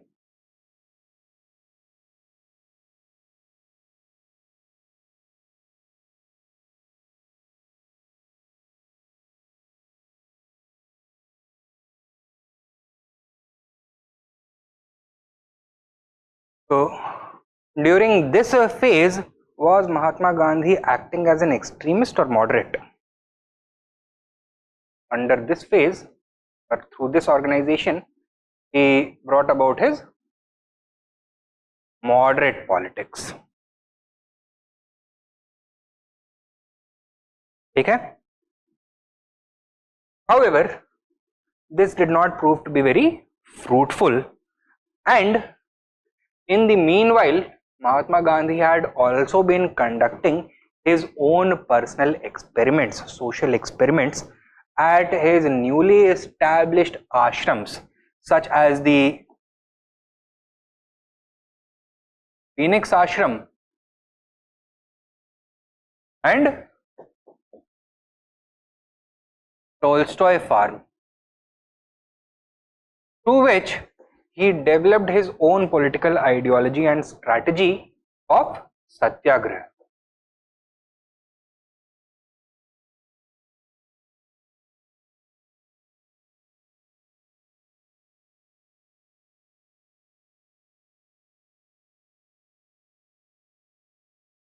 And once he was convinced about the vitality of satyagraha, he established the passive resistance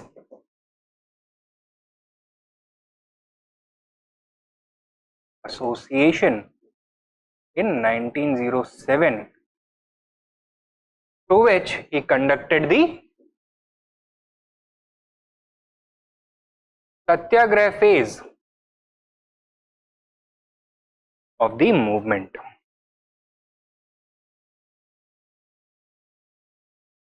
wherein methods such as boycott, the promotion of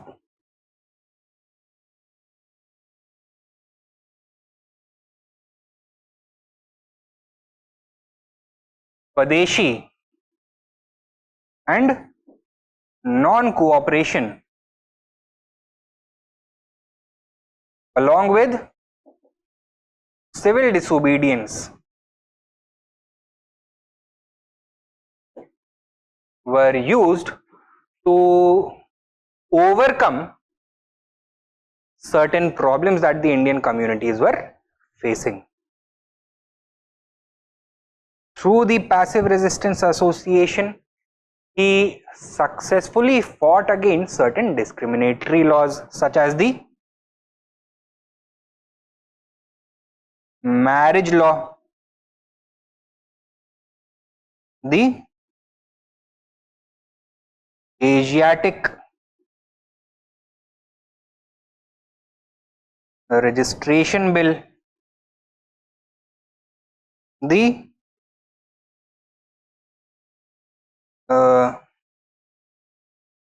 natal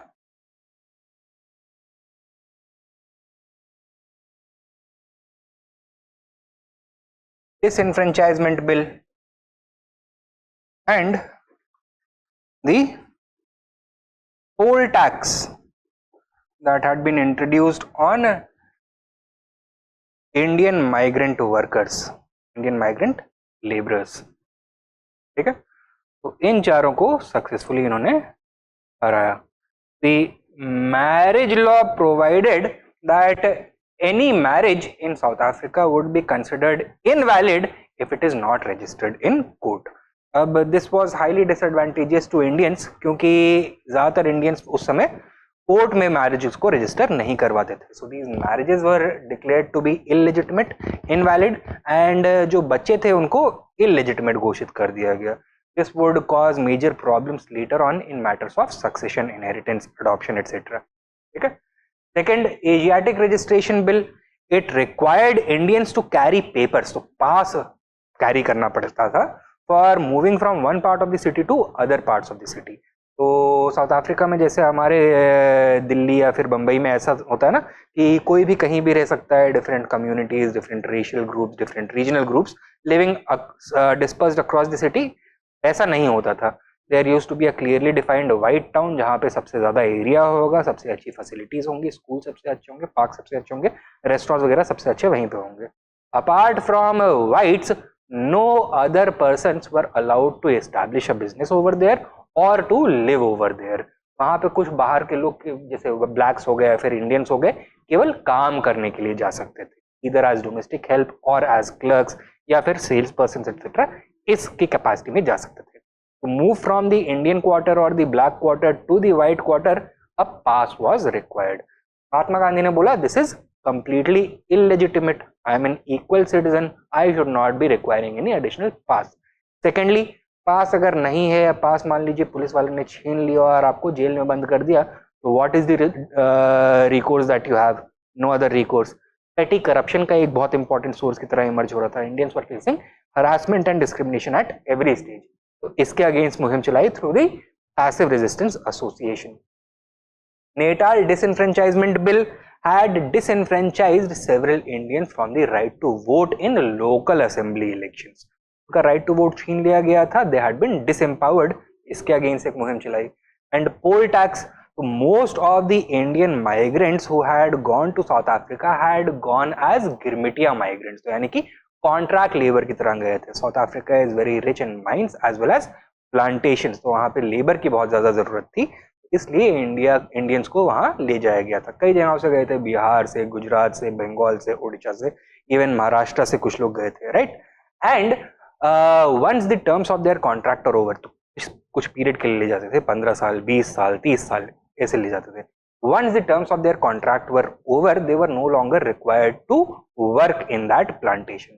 वो बाहर जाकर के अपना खुद का business या फिर कुछ और शुरू कर सकते थे. They had this freedom. They would not be required to return back to India.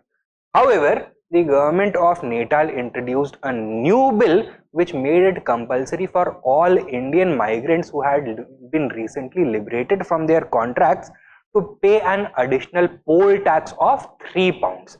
So because they were being given the privilege of South African citizenship, उनको बोला गया कि अब से आपको 3 पाउंड और देने पड़ेंगे. 3 pounds might seem like a very small amount to you, but it was a big financial burden on the poor Indian migrants. इसके पहले बहुत meager wages के लिए बहुत poor condition में रहते हुए काम कर रहे थे ये लोग कई सालों तक, right? So this was not bearable. Secondly, जो principle है that was also illegitimate. तो गांधी जी ने इसके अगेंस्ट भी मुहिम चलाई and he succeeded, right? Apart from this, other major acts by Mahatma Gandhi in South Africa included the creation of the Natal Indian Ambulance Corps.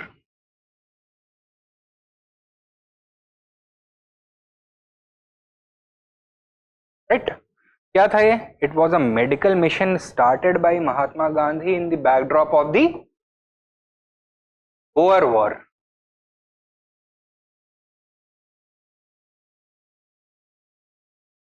1899 to 1902. Boer War was a war fought between the British versus the Boers. The word Boer is an Afrikaans word. Afrikaans was a new language derived from Dutch that was spoken by the original Dutch settlers of South Africa. देखो south Africa कुछ इस तरह से दिखता है, triangle shape का है, right? Colonial period में it was divided primarily into 3 parts. इसको बोलते थे Cape Colony. This region was known as Transvaal and this region was known as Natal. This region was known as Transvaal. ठीक है? Transvaal was also known as the Orange Free Country, OFC बोलते थे, right? Now originally Dutch had settled in this region, Cape region में settle किए थे.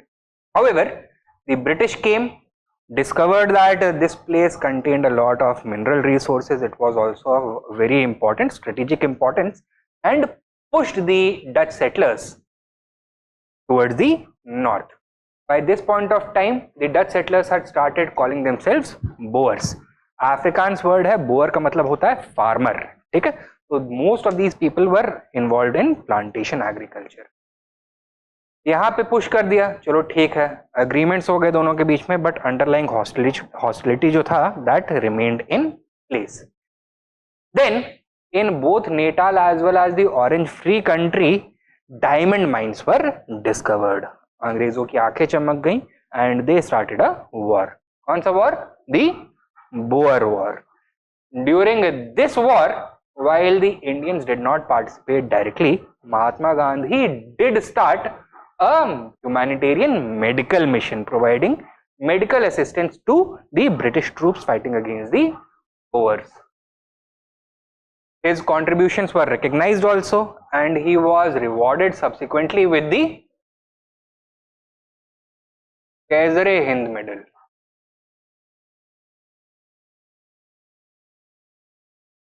जैसे आजकल भारत रत्न होता है ना, हाईएस्ट सिविलियन ऑनर, तो in British India that was the highest civilian honor. Clear? So these were his primary activities in South Africa.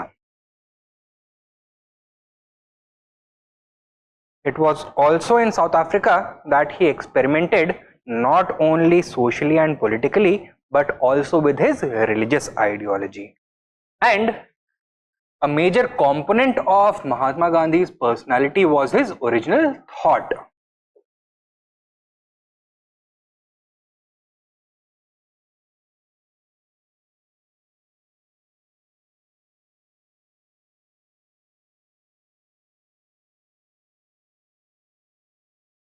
religious as well as political. Gandhiji sourced his religious thought primarily from Hindu scriptures,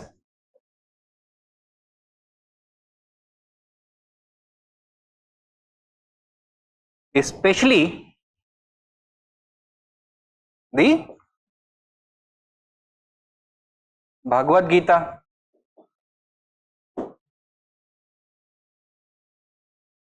Ethical aspects of his religious thoughts were heavily derived from the Bhagavad Gita. His idea of karma and duty were derived from the Bhagavad Gita. Gandhiji was also highly inspired by Jain scriptures and religion.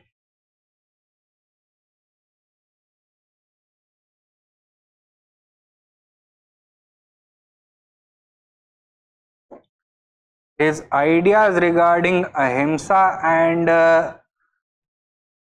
truth were derived from Jain ideology. And other religions, including Christianity,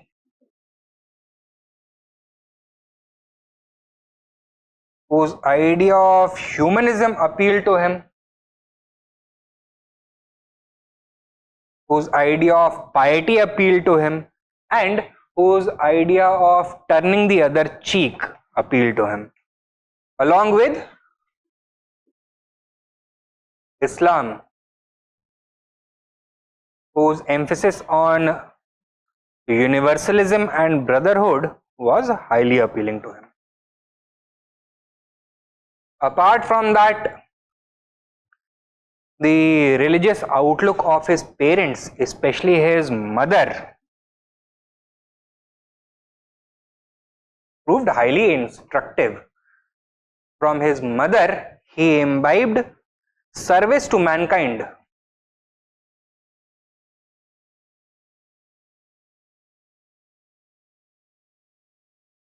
As an important article of his religious philosophy. Now, while Gandhi's religious philosophy is quite complex, we can distill it down into three essential arguments.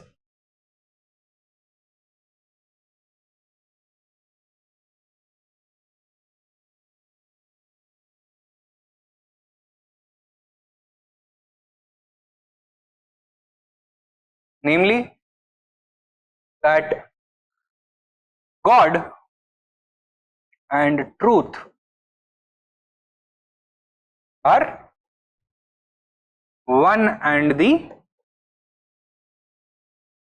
same. Okay? So if you want to actually serve God, what should you actually look for and serve? Truth.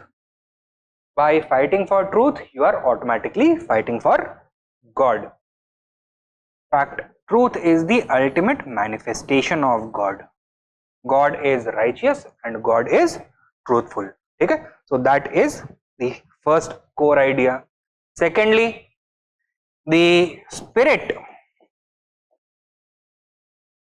or soul of a religion is more important than its body or form.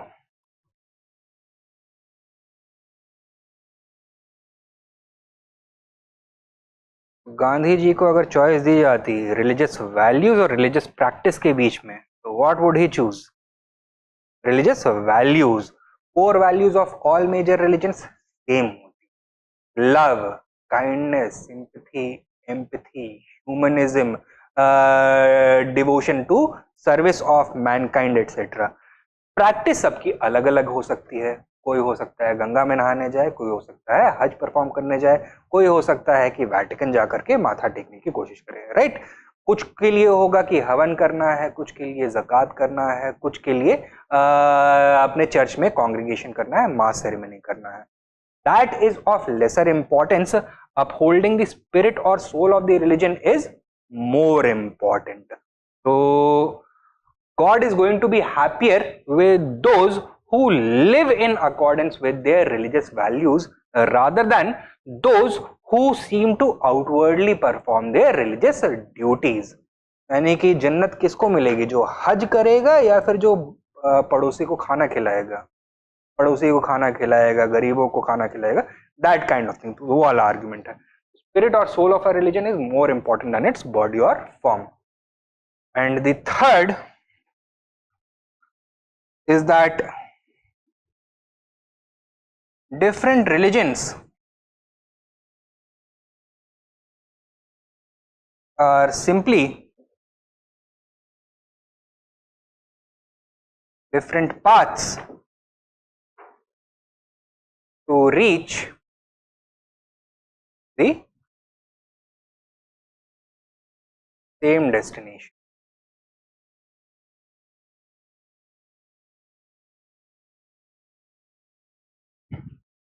अलग अलग religions जो हैं actually same है. Spirit क्योंकि दोनों की सबकी same है, केवल जो जरिया है, जो बॉडी या फॉर्म है, वो अलग अलग है. तो दो सारे अलग अलग अपीयर होते हैं, but in reality all of them are simply meant to guide individuals towards the same destination.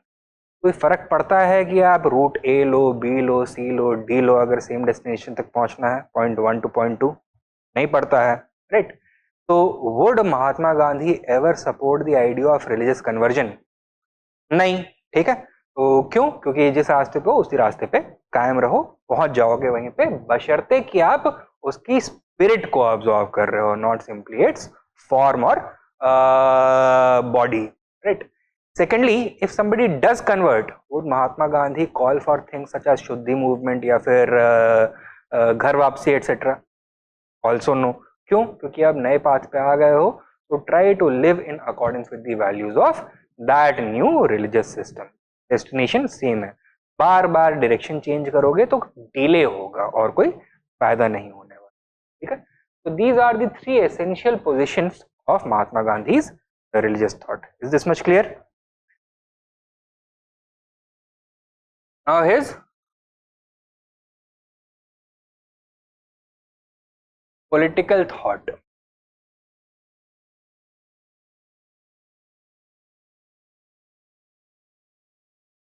Mahatma Gandhi was heavily inspired by the greatest literary figures and thinkers of his age, including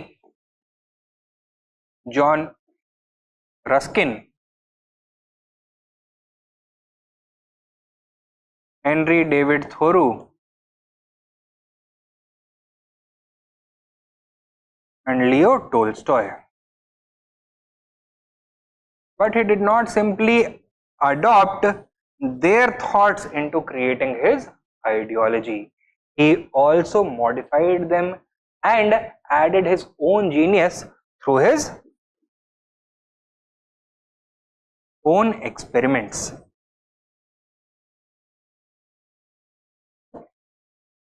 Through his own experiments. Clear है इतना?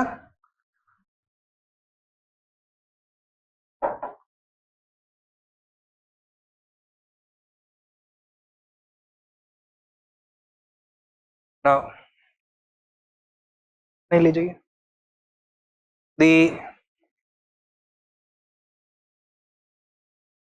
main ideas of Mahatma Gandhi include, political thoughts of Mahatma Gandhi include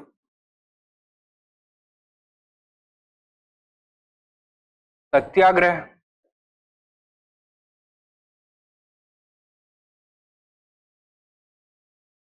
trusteeship,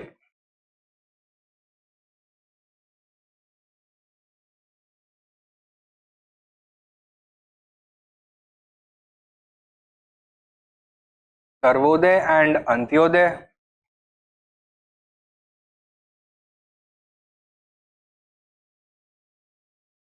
and the idea of swaraj. Satyagraha क्या था? It was the name of his political philosophy as well as strategy for mass struggle.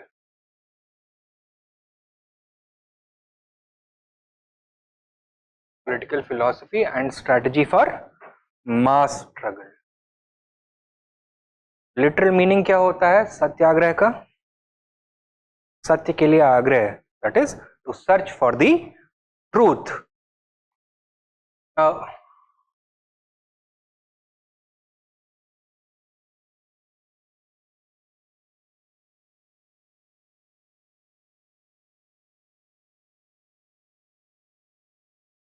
Truth is a very elusive commodity, ठीक है। कई बार हमको खुद पता नहीं होता है कि what is the reality, what is the real version of truth.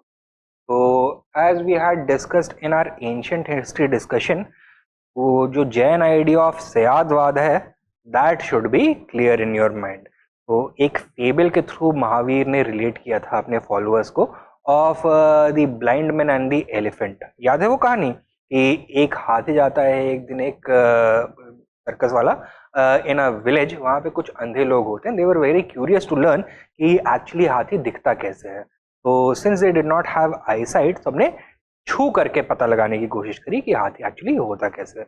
किसी ने उसका ट्रंक पकड़ लिया, किसी ने दांत पे हाथ लगाया, किसी ने पैर पकड़ लिया, किसी ने पेट पे हाथ लगाया, किसी ने कान पकड़ लिया और कोई पूंछ पकड़ के लटक गया। जिसने पैर पकड़े उसने बोला कि हाथी खंबे जैसा होता है, जिसने दांत पे हाथ लगाया उसने बोला कि it is long and smooth like a spear, जिसने ट्रंक पकड़ा उसने बोला पाइथन जैसा होता है, जिसने पेट पे हाथ लगाया उसने बोला कि दीवार जैसा होता है, जिसने कान पकड़े उसने बोला कि फैन जैसा होता है और जिसने पूंछ पकड़ी वो बोलता है कि रस्सी जैसा होता है। इन देयर ओन वर्जन्स वो लोग सही एस्टिमेट कर रहे हैं, but is there truth the absolute truth? No. So all truths are relative except for a few pure truths. For example, God, death, ये सारे हो गए absolute truths जिनको कभी नकारा नहीं जा सकता. But apart from this, all other truths are relative. Therefore, the first stage in satyagrah is to search for the truth. ठीक है? And जब आप अपने version of truth से convince हो जाएं, then you can start to struggle for it. Search for the truth and insist upon it.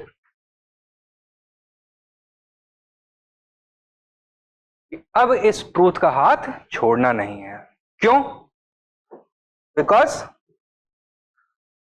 God and truth are one and the same. They are inseparable. And because I am insisting upon the truth, I am actually a warrior of God. It is my religious duty to support this version of the truth.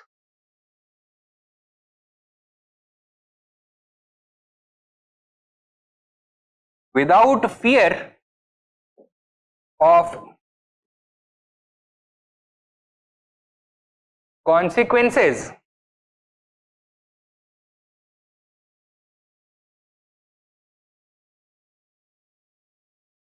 making God as a witness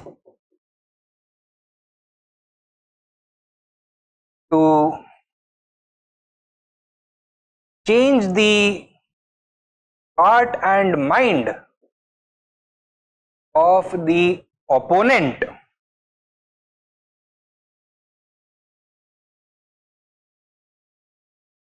through self-suffering.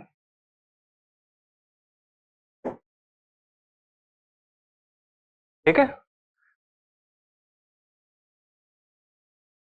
So, for a warrior of truth, consequences should not matter at all. He should have no fear, right?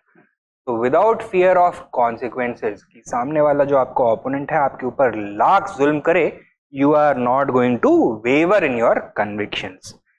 and since you are alone and may remain alone in your struggle, तो कोई ना कोई साथ देने के लिए होना चाहिए, तो let it be God, right? Make God as your witness. Secondly, if you are ready to make God as your witness, एक और चीज बताता है आपको, that you are fully convinced of your version of the truth. You are fully convinced of the righteousness of your struggle. अगर आपको खुद पे ही डाउट होता तो आप भगवान की कसमें खाते? नहीं खाते. कुछ गलत काम करने जाओगे तो भगवान की कसमें खाओगे? नहीं खाओगे. To make God as witness, to give you that courage of conviction and to give you that companionship when everybody else leaves you, to change the heart and mind of the opponent. So it is always opponent and never enemy. Enemy को करना होता है destroy और opponent को convince करना होता है. So victory is not going to be achieved by destroying the opponent, rather by convincing him. And किस तरह से convince करेंगे? Through self suffering. तो उसको परेशान नहीं करना है, खुद को परेशान करना है. Make yourself suffer so that you can convince the other that if this person is ready to undergo such great amounts of self suffering, then for his convictions, then I must really reevaluate my position. And this idea is based on one of the other core beliefs of Mahatma Gandhi, that man by nature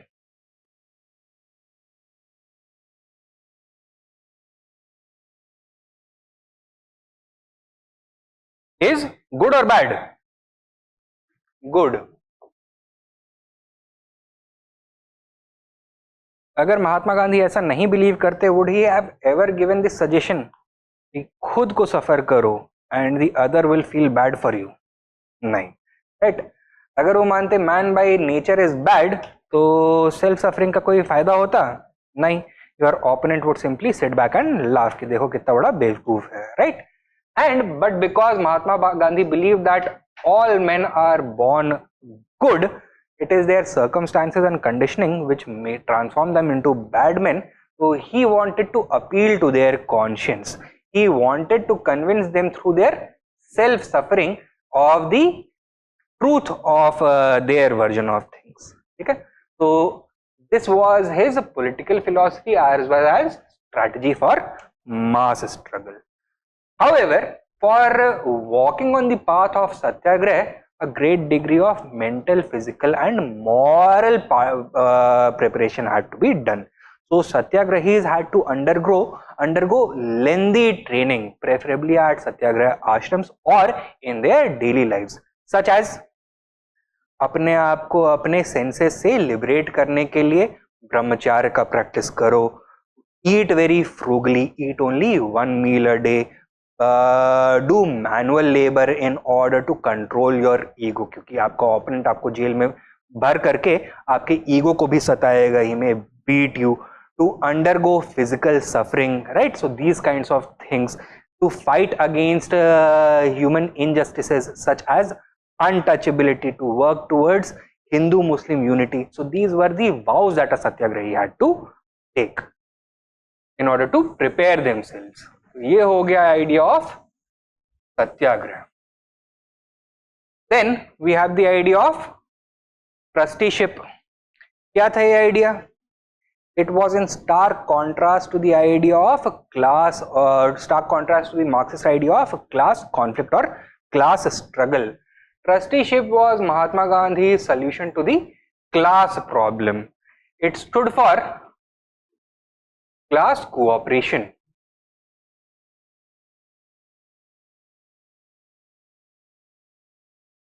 Now the society has always been divided into different classes, those who are privileged and those who are underprivileged. Classical Marxist vocabulary में haves और have nots बोल देते हैं इनको. In such a scenario, leadership role किसको लेना चाहिए? Haves को या have nots को?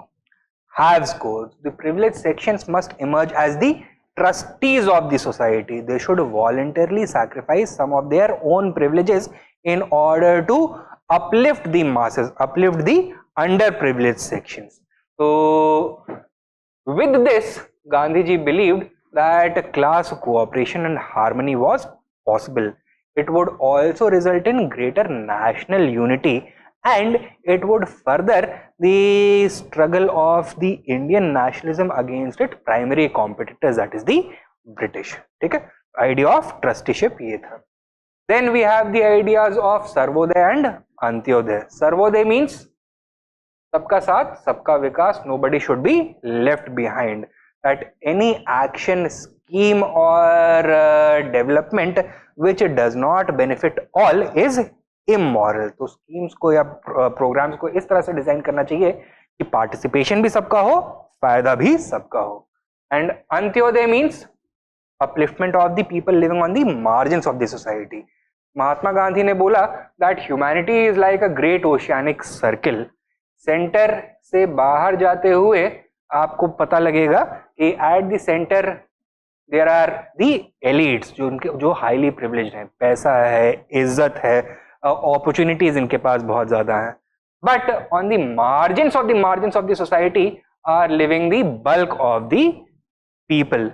they lack money, they lack prospects and they lack destiny, and because of that they are also hopeless. तो इनके पास आशा तक नहीं है to uphold them, to sustain them, and therefore it is the responsibility of the nation to fulfill or to look after the upliftment of the people living on the margins of the margin of society. तो इसको बोला इन्होंने अंत्योदय, कि जो society के and पे लोग हैं, कि अंत पे लोग हैं, उनका भी उदय होना चाहिए.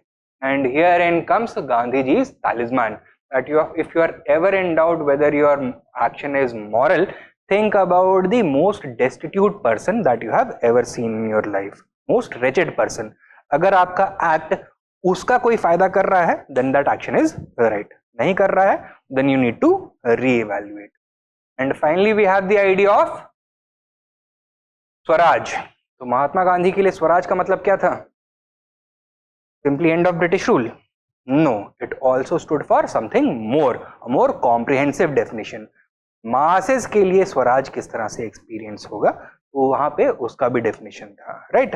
For example, it would mean socio-economic freedom, it would mean equality, legal as well as political equality, economic equality, equal opportunities would be given. It would mean Hindu-Muslim unity, it would mean the revival of India's village economy. These kinds of things is what Mahatma Gandhi's idea of Swaraj stood for. जो हमने यहाँ पे पहले discuss किया है ना, evolving idea of Swaraj, एक जहां पहले डिस्कस किया था, हाँ ये वाला, ये सारी चीजें महात्मा गांधी का आइडिया ऑफ स्वराज डिफाइन करता है. Clear? So it did not simply represent political independence, it also represented socio-economic freedoms, individual liberties, equality, civic freedoms, etc. And finally we have Gandhi's 3 early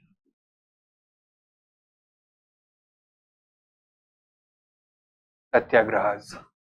And this we are going to cover in tomorrow's lecture. ठीक है, तो जो Gandhian thought है इसके मैं notes आपको आज भेज दूंगा. ये अर्ली सत्याग्रह हैं, इसको कल की क्लास में कवर कर. All right, if there are no doubt shall I end this lecture?